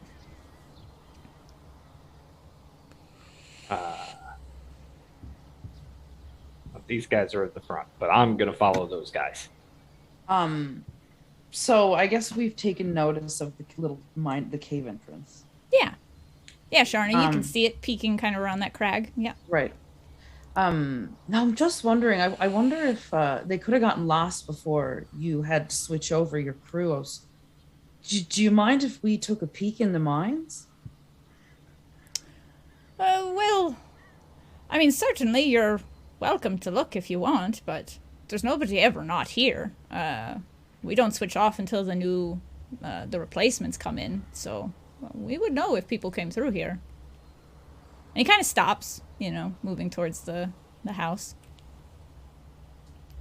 Real quick, I'm going to tap Roland on the shoulder, and then I'm going to tap my ear, and then point to the back of the cabin where the guy went to go get Molly. And then point at you, kind of like motioning to have you go see if you can't listen on what they're saying back there. Okay, I'll acknowledge. You mean back to where we came from? Like where we were before? Back over here. Right, yeah. Like this one guy's going to the back over there? Yeah, so same place we were at before where we got kind of caught. Yeah, I'm going to try and sneak around back there. All right, go ahead and give me a stealth.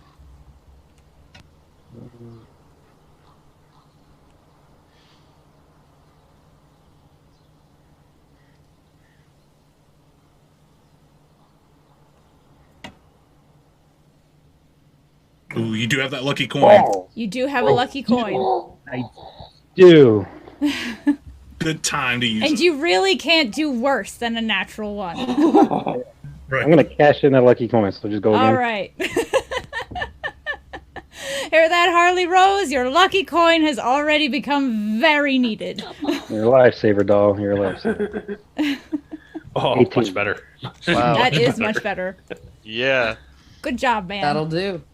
I was like, if you rolled under 10, I was prepared to have them roll like a wisdom save, like, because they're thinking it's like rabbits, right? Or like some animal. So, like, if a twig snaps, right? You roll like a 9 and a twig snaps, and like, let's see if they're worried or not. But nope, on that one, it's kind of like, they just straight up see you. So good instance of luck there for sure. So you can move exactly however close you would like to be within the green line. In the green line. Yep. Right. I could probably have an 18, so yeah, you don't have to get here, for example, to notice anything.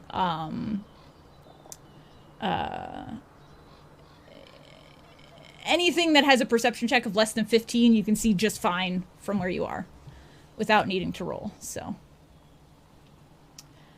All right, so you perch up over there. So this guy comes back, and Roland, you can hear him kind of poke around the corner.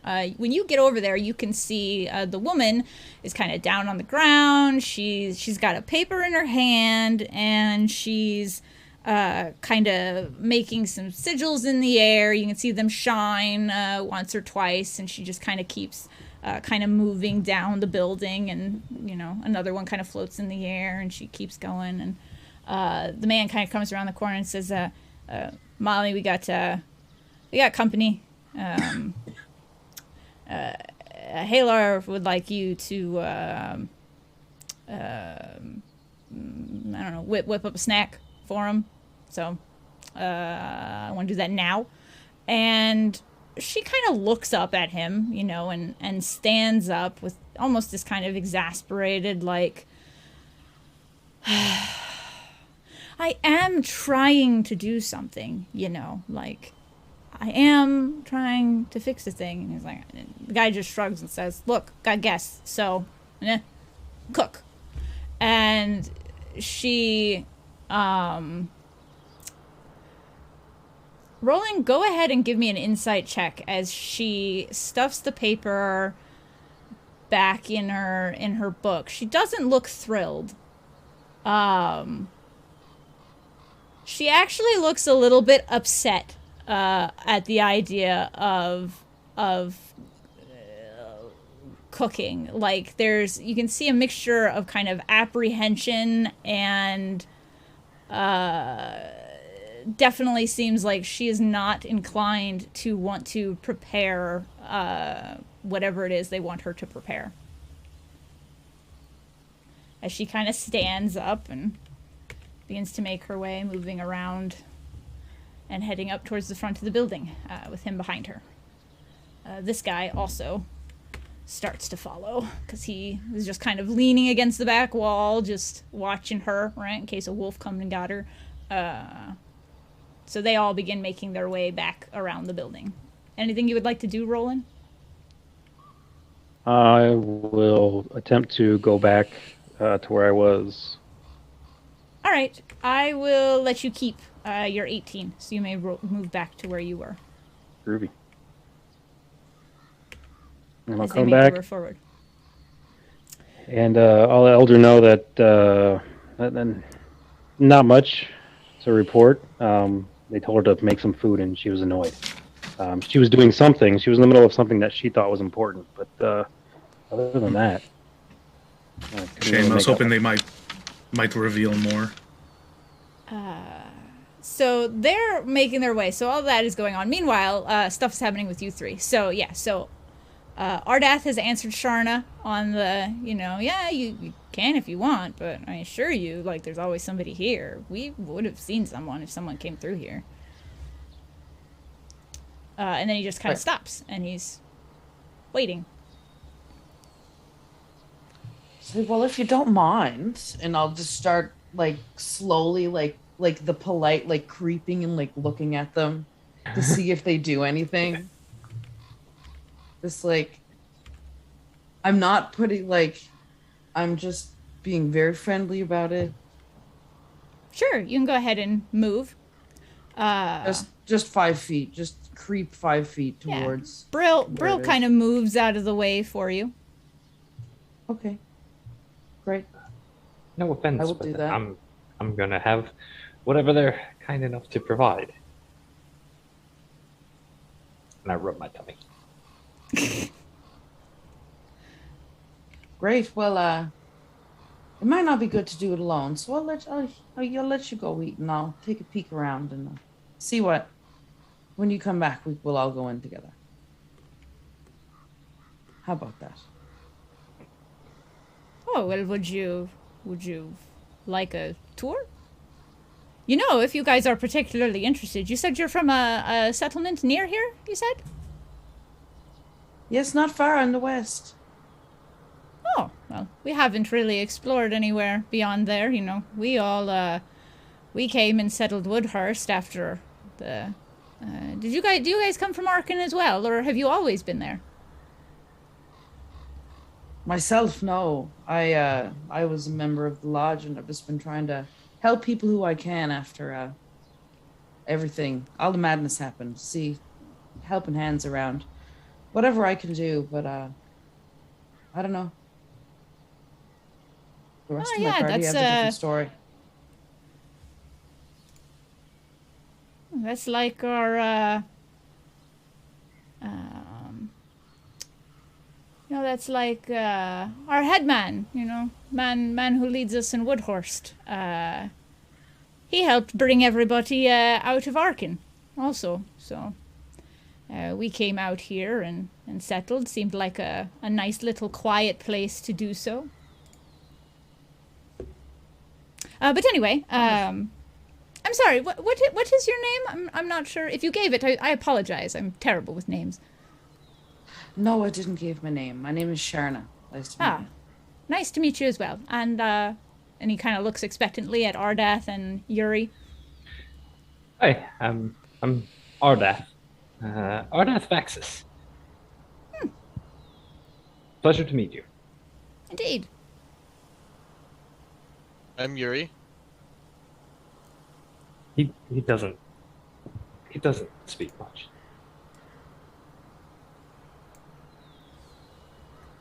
Well, we're all a bunch of talkers, aren't we? So Hailor says, well, Ardath, you know, if you're wanting a bite to eat, I believe Molly is coming around right now, and about that time you see a young woman, slender, dark hair. She has it kind of tied back in a braid. Simple, common clothes, kind of scuffed up. Her knees have some grass stains and some dirt stains. And she has kind of hanging from her belt a large, rough leather kind of journal with a lot of messy, looks like a lot of messy, loose pages kind of sticking out hither and there as she kind of walks around. She doesn't look thrilled. And kind of casts a wary eye over you three over there. She doesn't wave back. She actually just kind of averts her eyes when you like make eye contact and wave. She just looks away and starts and heads like right for the door. And disappears inside. She looks like a lovely woman. She must be some great cooking food for all of ye. Yeah, she can be a little bit spicy at times. Again, just don't take any insult to hers personally. Sometimes you need a bit of spice when you're working with a bunch of big old men. I would know. Sharna is like so spicy. It is unreal. Yeah. When you say that, he kind of gives an awkward little, like he kind of laughs, but like you don't even need to check, you know, like a 10. He's not even hiding it very well. He almost does, you know, doesn't seem particularly like what is implied, like gotta be spicy around a bunch of big dumb men. Yeah, that's funny.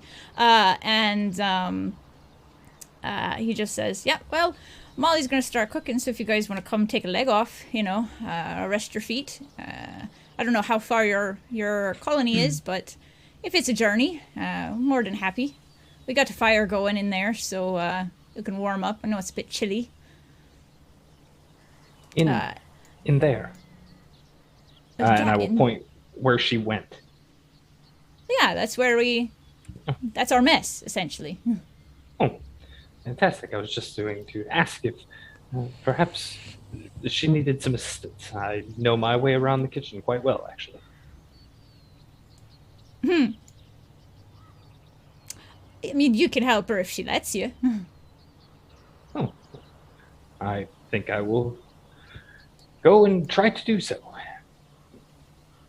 Yeah, And these I'll three head towards the gentlemen building.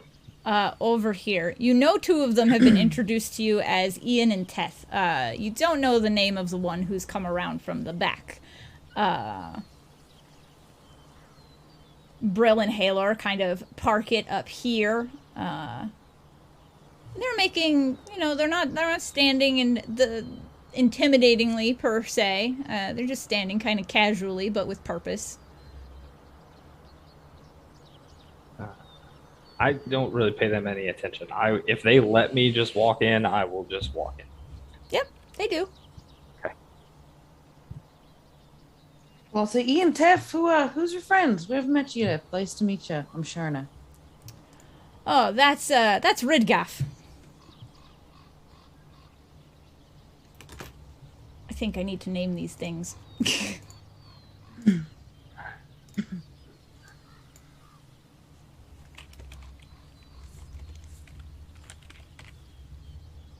And Ridgaff kind of gives a rough acknowledging nod. Like, he doesn't smile. You can actually see he's got kind of a scar on his chin. He's a little more rough cut than Halor, who's kind of a young to do kind of man. Little more on the younger and attractive side than, say, poor Ridgaff.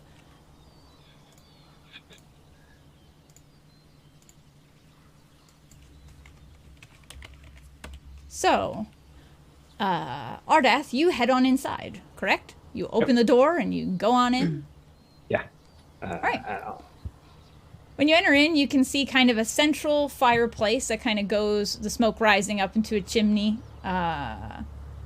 Molly is kind of bent over it. She's got like a small cauldron that's kind of perched over top of it, and she's kind of, starting to make, looks like some kind of stew. There's a little table she has set up beside her. You can see various like herbs and the like plants, maybe seasonings, what have you, kind of scattered around. There's some raw meat, on some like linen paper, and she appears to be cooking something. I will walk over, and if I can just figure out how to help, I will just start helping. Like, if I can just start handing her stuff, or clearing things out of the way. So yeah, when you actually like draw near to her, she kind of stops what she's doing and just stares at you. Oh, I didn't mean to startle you. Molly, is it? My name is Ardath. Did I look startled? Oh, no, I suppose not. I came in to help, or be of assistance, if I could. Do I not appear capable? You absolutely appear capable, but where I'm from, it's not polite to leave someone to do this work by themselves. Have you ever cooked anything before? Oh, yes. Fine, I don't care. Just pass me things as I ask for them. Absolutely. And that's what I'll do. All right. So you're in there doing that. Roland and Eldrin, haven't checked on you guys for a while. So you're kind of watching, this. You hear this conversation. You see them moving around. You watch Molly and Ardath head into the building. What would you guys? Anything in particular you guys would like to do? I really want a snack now. How come they get the snack and we're sitting here in the woods? I hand him like a half a ration. Here, have some elven bread. Dry, non-perishable. It will tide you sustenance. over. Thanks, I guess. It's going better than I thought it would at this stage. Yeah, they're still alive. So that's a plus. It seems like the majority of the people are all right here. And respect to them. You want to maybe go and try and investigate a little farther more, head around the tree lines, if you can see anything else. They might be putting up a good front right here, but I'm starting to think that Poff and the others, if they are here, would not be in that building. Otherwise, they would not invite them in. No. Perhaps not. While they are distracted by their guests, you should go and circle around the camp. I think there was another building to the north. But I do not want to leave this vantage point in case things do take a sudden turn. Yeah. All right. You can stay or you can go. That would be my suggestion, though. If you did decide to go around. I'll do a little recon and see if I can see any what these guys are really up. They're just too nice for a bunch of people walking up. And do not disagree. Skeet's growled at him. Do you want to take? The dog is not happy. Do you want to take Skeeter? Perhaps he might smell Puff and give you a little direction. Yep, that's a good idea. I'll kneel down to Skeeter, and I'll say Puff, and I point towards the campsite to see if he starts indicating a direction. So, dog. He recognizes Puff. Let me see if he is smart enough to understand what you are asking. Track Puff. Oh, he cocks his head a little bit. Give me a roll animal handling, maybe? You can go ahead and roll animal handling. And I will say if you get above a 10, I will give him advantage for his intelligence check. Ah, just barely got barely. it. I'll take it. All right. He got an 8 with advantage. Poor dumb dog. So it seems like he has kind of like he's trying to put 2 to 2 together, but he kind of like just looks where you're pointing and then kind of looks back at you.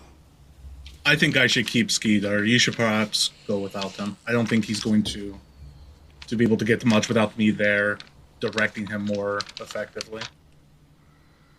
Fair enough, Dr. Doolittle. I will go ahead and head out. Who is this Dr. Doolittle you speak of? Anyway. All right. I do much. Roland, go ahead and give me a stealth check as you move away, and then you can move wherever you want. In the meantime, Sharna, you do notice a couple more men coming forward. You actually do see a half-orc. This one is actually a half-orc who's much more orcish than your companion, Yuri. He's bigger built. He looks like a brute, like a big bully. He's also got resting bully face as he kind of comes around the corner, kind of like looking at Halor like, what the hell is this, you know? And Halor says, Gar, Sharna, this is our big man, Gar.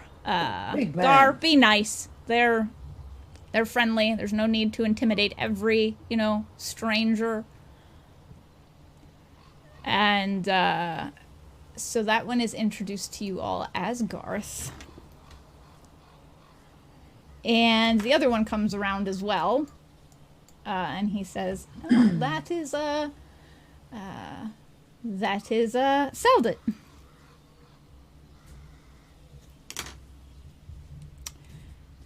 Sorry, we don't get many visitors, so everybody's curious.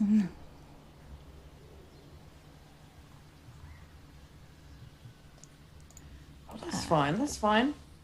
Ardath, you're in there. So yeah, so she asks you to like chop the meat up into cubes. You do that. She asks you to hand her the cube. She asks you to hand her the... She just points to stuff. She doesn't name anything. She just points.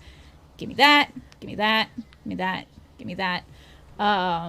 There's a couple of like little salt shakers, essentially, little canisters of various powders, maybe spices or whatever. So she asks you to, you know, all right, hand me that.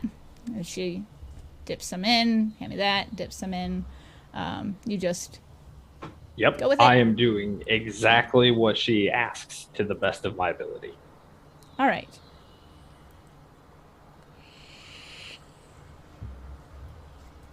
So, Sharna and Yuri, is there anything you guys would like to do? Yuri, Gar actually sidles up beside you. He just kind of leans back against a tree, like, but you can tell he's judging as he does so. He just kind of looking down on you. And then looking out about at everything else. Yeah, he would do his best to not be in line of sight of him. Oh, so you're gonna move away from him? Yeah. All right, Yep. You can go ahead and move wherever you'd like. As you do so, Gar just kind of turns and looks at Sal and just laughs. Just kind of. Yeah. And he just heads inside. All right. So Ardath, you notice Yuri kind of pop in after a while as you hand the last ingredient, which is kind of like a packet of this light pinkish red powder. You hand that to her, and Yuri comes through the door.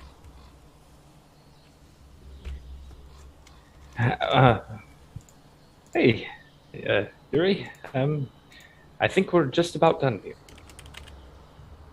Good. Yeah.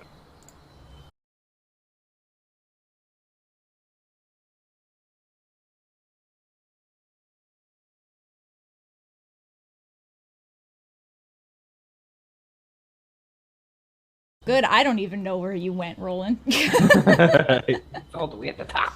All right, so you move over there. You can actually see another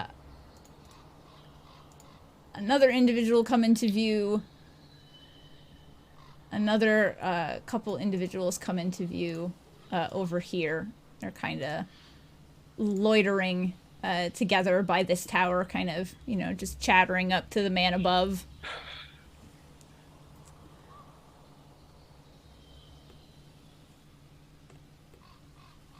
Eldrin, anything else you would like to do, or you are just going to hold your position there and keep an eye on events here? Yeah, Eldrin's just gonna hold his vigil and keep watching. He's a huntsman. He knows how to stay quiet and still for a long time.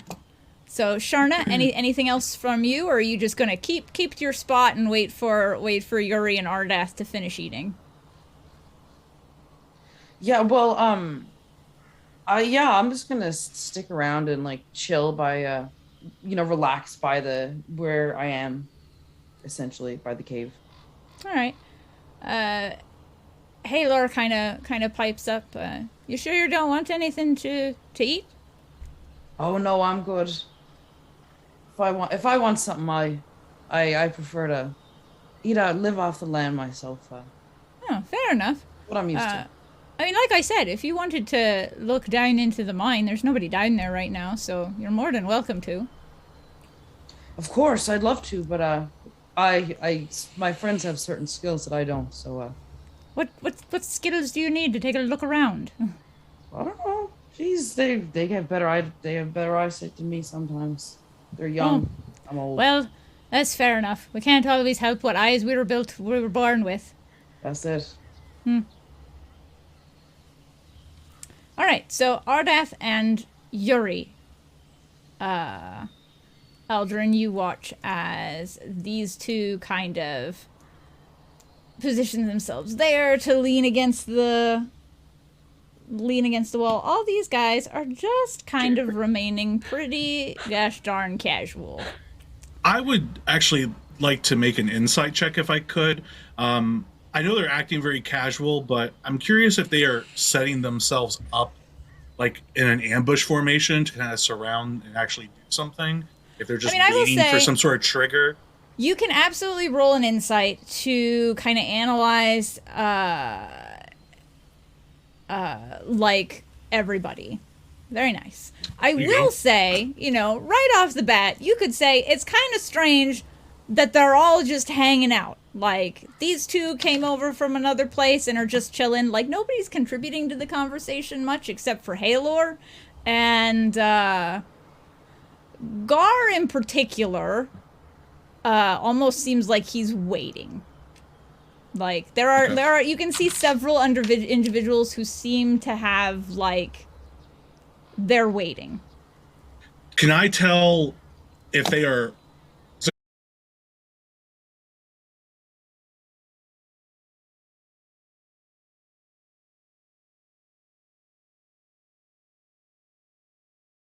they're all going to act, or are they looking like they're looking towards somewhere else? I gotta redeem for a stretch, so it is time to stretch. Ooh. Stretch break. Thank you. Oh. Thank you for the stretch break, Stixfix Plays. I actually kind of needed that. That felt really good.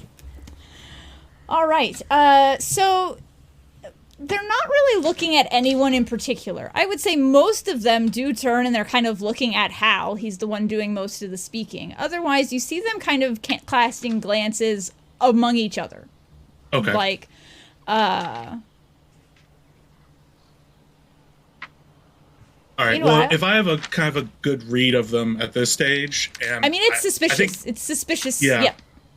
If I see any of them draw a weapon, I'm casting a spell. Like I'm instantly acting if I see any steel drawn.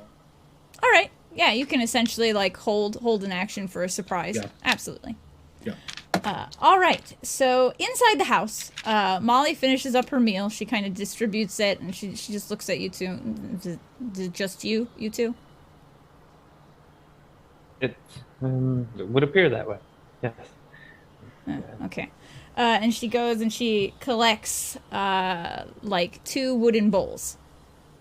Leaves the cauldron kind of where it is. Steps aside to the other part of the other part of the room, to a shelf, and kind of pulls out a couple wooden bowls and some wooden spoons. And would you guys like to do anything while she does that, or? No, I'm going to let her serve if that's what she's doing. But if I notice that there's only 2, I'll say like, I'm sorry, you're not having anything yourself. Well, we had lunch like an hour ago, so. Oh, so you made this especially for us, not just now? Yeah. Oh, well, I mean, what? And I'll look at Yuri and be like, that's such welcoming hospitality. She kind of rolls her eyes and takes the bowls over and starts ladling it in, and then hands you a bowl and hands Yuri a bowl, and she looks back at you and just says, "Don't fucking thank me yet. It's not that great." And she starts to walk out. Well, just... Okay, I don't want to be starting any trouble with whatever it is, or whatever arrangement you have here, but I can't help but notice quite an understanding individual that you don't seem incredibly enthused with the current company you keep, and I will take a bite, whatever she can. Give me an insight check. Because she kind of pauses and she kind of brings her hand up, and you can see she's like kind of fiddling with some kind of necklace that's under her shirt. 10. Yeah, you just see her kind of fiddling with something, and she looks at you seems to think a moment and says, I appreciate your concern, but I'm fine. Oh. I mean, I'm okay if you're okay, I suppose. Just, you seem to know your way around the culinary arts very well. I think that you would fit in well at our village. So if you decide that this, whatever this is, isn't for you, you're more than welcome to return with us when we found our friends. No, I am perfectly happy here. And she goes to move back out the door. I actually want Ardath and Yuri to both go ahead and give me an insight.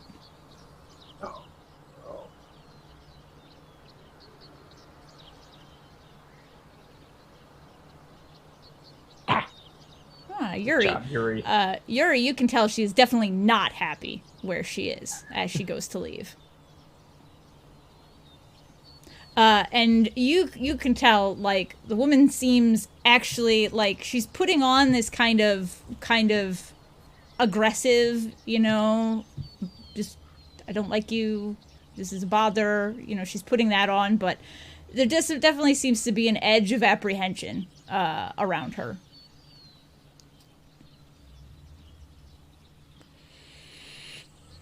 Maybe it's not going to stop her from leaving.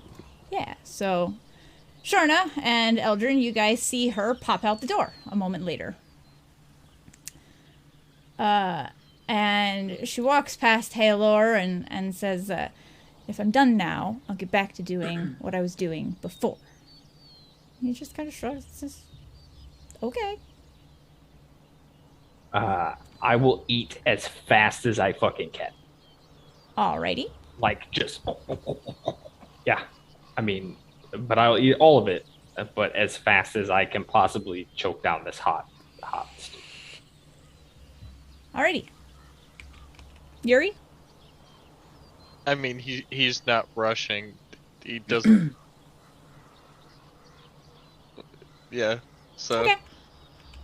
I'm sure he'll finish first, but... Come on.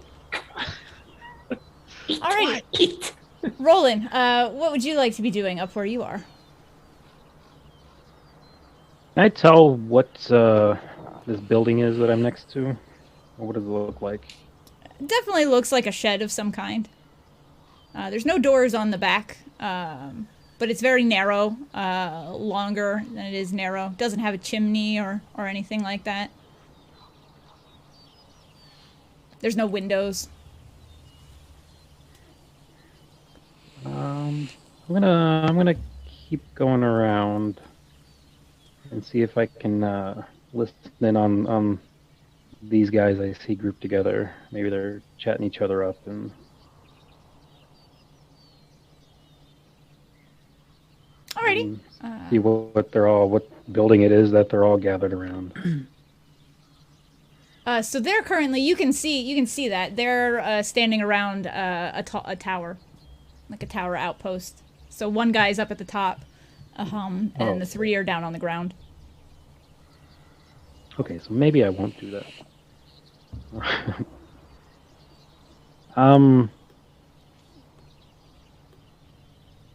I can see that the lady came back out behind that building. Yeah, absolutely. Correct? Yep. So I'm gonna come back down a little bit and see if I can tell what she was trying to do before. All right. Well, and like before, you definitely saw her doing something arcane. Yeah, but she got interrupted. So. Mm-hmm. Ooh, Sharna, you have a lucky coin. Ooh. Oh. Thank you, Sticks. Do you need me to roll stealth again, or? You can keep your 23. Okay. All right. So Yuri, you finish your food, and Ardath, you finish yours. You guys gonna head back outside? I would like to quickly look around this building. Just like as I'll carry my bowl back to wherever she got it from, like if they have like dishes or whatever. And if they do, I'll take a look and see if I see anything that seems out of place, because we got a weird feeling from these people. She's acting kind of weird. So I just want to see if anything sticks out. All right. So yeah, so you kind of start poking around the room. You can go ahead and give an investigation. Yeah, like, because it looks like this other guy is in here with us, so I don't want to, like, pick opening cupboards and shit. There isn't anyone in there with you. He's in the tower above. That's what the small brown box is. Gotcha. So we're in here by ourselves? Yep. Okay. You guys then are alone. I definitely want to start looking for stuff. I'll help him turn the place. Alrighty. I'm not wrecking it. I'm just looking. Same thing. Start throwing shit across the room. Meanwhile, Sharna and Sal and Gar and Brell and Halor and Ian and all the others outside are just kind of awkwardly hanging out. So, I got a 20. All right. So you're kind of, rooting around. You're looking under, like, the tables and the chairs, and you're not really finding anything alarming. But you do find something interesting. Joe was one of the people who went with Foff. And Joe had a trinket, essentially. He had, like, a lucky rabbit's foot. Terribly superstitious man. You find his rabbit's foot under kind of tucked, like it rolled under a sack of flour, like kind of under the lip, and you managed to find that. Definitely looks like Joe's lucky rabbit's foot. I will pocket it, and then I will kind of grab onto Yuri's shirt, and I'll be like, I think it's time for us to head out and meet up with the others. All right. And I'll head back outside. Did you want these socks? As you guys go to head back outside, I need each of you to give me a Constitution saving throw. Son of a bitch, I knew it! I knew we was gonna get poisoned. You were even helping her make it. You poisoned yourself. I know, I'm so stupid. Not great. Not great at all. All right, so Yuri, you suddenly feel this, like, huge wave of dizziness. Like, whoa. You get very dizzy. You manage to keep consciousness, but you do get 1 level of exhaustion. Okay.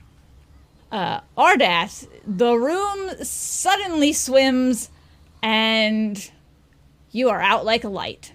Oh, Nighty-night, you are unconscious. Sharna, go ahead and give me a perception check. Eldrin, go ahead and give me a perception check. And Roland, go ahead and give me a perception check. Everybody except for the 2 people in the house. Too focused on the outside. Oh my god. Jeez. So many ones. Many ones. Man, Roland, you're real focused on the girl. And Sharna, you're the only one that's in tune because this is just so freaking weird and awkward. You actually hear kind of this, like, thump from inside the house. It's kind of this dull, soft thump. Well, why'd you do that? I hear a thump and I say, geez, that's the 2 of them now, out like the light after eating food. I does it all the time when I make things for them too. Oh, are they particularly sensitive to hearty meals? Molly sure does make good ones, but they just you could say that's for sure. I mean, it's a little weird though, don't you think? Like, what, they just go into a coma after they eat? Does that happen all the time? This is Halor speaking. Have you heard of a food coma? I get some all the time. When I make a big pheasant. Have you ever had a big pheasant dinner? maybe cook some potatoes with it. It's so good. So I mean, good. And then after that, I have the food come I'm out like delight. Maybe if it was that hearty a meal, I dare say they'd be out like delight too. Oh. Well, would you like some help? I guess you just want to let them rest in there. That's fine with me. All right, you're just gonna. Did you want to have a look down in the mine yet, or are you just gonna wait for your friends? I mean, I'd rather wait for them. So, jeez, I got our horses a little far back at my camp, so I might go check on them first, and then come back in an hour and see how they are. Alrighty. Eldrin, give me a perception check. Another perception check. Absolutely. Please hear me. Okay. Oh. You watch as the man up in the tower, you see him loose a bolt at Sharna. So Okay. you may do your action. So I'm going to cast Entangle while also yelling out ambush. Ambush! My Entangle should be within this confine of people. 20-foot cube. Alrighty. Sharna, Post a spell up. your AC is 16? Yeah. Alright, so you will take an arrow to the knee for 3 piercing damage. Okay. And we Your will own go trick ahead used against you. Roll into initiative, and then we will probably stop there for the evening. All right, let me roll these as the entangle goes up. The alarm has been sounded. Yuri, you can hear that in the house. You're a little woozy. You got a level of exhaustion from whatever you've eaten, but you've managed to kind of stomach it. You didn't eat as fast as Ardath did. Should I roll initiative? Orc constitution. Am I rolling initiative too? Yes. Everybody go ahead and roll initiative.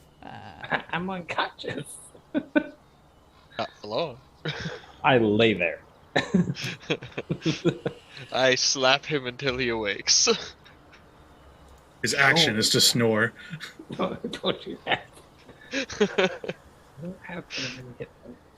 Bonus action to drool. Yes, the 5. Of course. Alrighty. Sugar. I did it again. I'm gonna roll initiative again, but we did the first one. I knew it. I knew I was going to get poisoned. I mean, I should have taken the hit because I'm a dwarf. But I mean, I did try to give you plenty of opportunity to, like, inquire about what she might be asking you to hand her. I know, but I don't know shit about cooking. Fair enough. So you were lying about knowing anything about cooking. Yes, I was lying 100%. I don't know shit about being anywhere in the kitchen. A bard lie? No. All right. So we shall resume next week for episode 2 with what ensues from here. Miss Molly has just made a sleeping concoction of which Yuri and Ardath have been affected by after the thump, and Sharna being a little unwilling to fall into a trap herself has incited action from the others, as they believe the two in the house are unconscious, and they were unaware of Roland and Eldrin. They are aware of someone in the woods now, around Eldrin's location. Roland, you are still hidden. Good times. Oh, I gotta roll their dex saves, so let me do that. What's your dex save for? It is a dex save, right, for Entangle? Yeah, 14. All right. Oh, sorry, it's a strength saving throw. Strength, not dex. Strength or be restrained. Okay. So there are 4? Yeah, 4. Yeah. Never talking to the NPCs first ever again. We just go in guns blazing every time from now on. And your DC is 14, correct? Correct. 14. The bait is not supposed to fall for trap. The bait is supposed to spring trap. They are all restrained. Hell yeah. We'll need that. There's a lot of them. Nice. I mean, Yeah. he just needs to toughen up his stomach a little bit, you know? I was trying to gain her confidence and then maybe, like, Well, you did that. you know, learn something. After this, I teach you about herbs and different things that go in food. I mean, Yuri might have had an idea. Beautiful. Grew up Well, on a Yuri homestead, so- didn't ask no questions either. He wasn't in there when the food was being made. He came in after it was made. That is true. You came in just at the end. Yeah. So, alrighty. Tuning in tonight for our first episode. We will hope to see you all again next week as we continue this story. We shall see what happens now that the trap has been sprung. Spoilers, we all die. Eventually. Easy happens. now. You don't know they're trying to kill you. Decisions will be made. Yes, decisions will be made. Alrighty, guys. So until next time, I hope everybody has a great and wonderful evening. Take care, be safe, and make good decisions. Good night, everyone.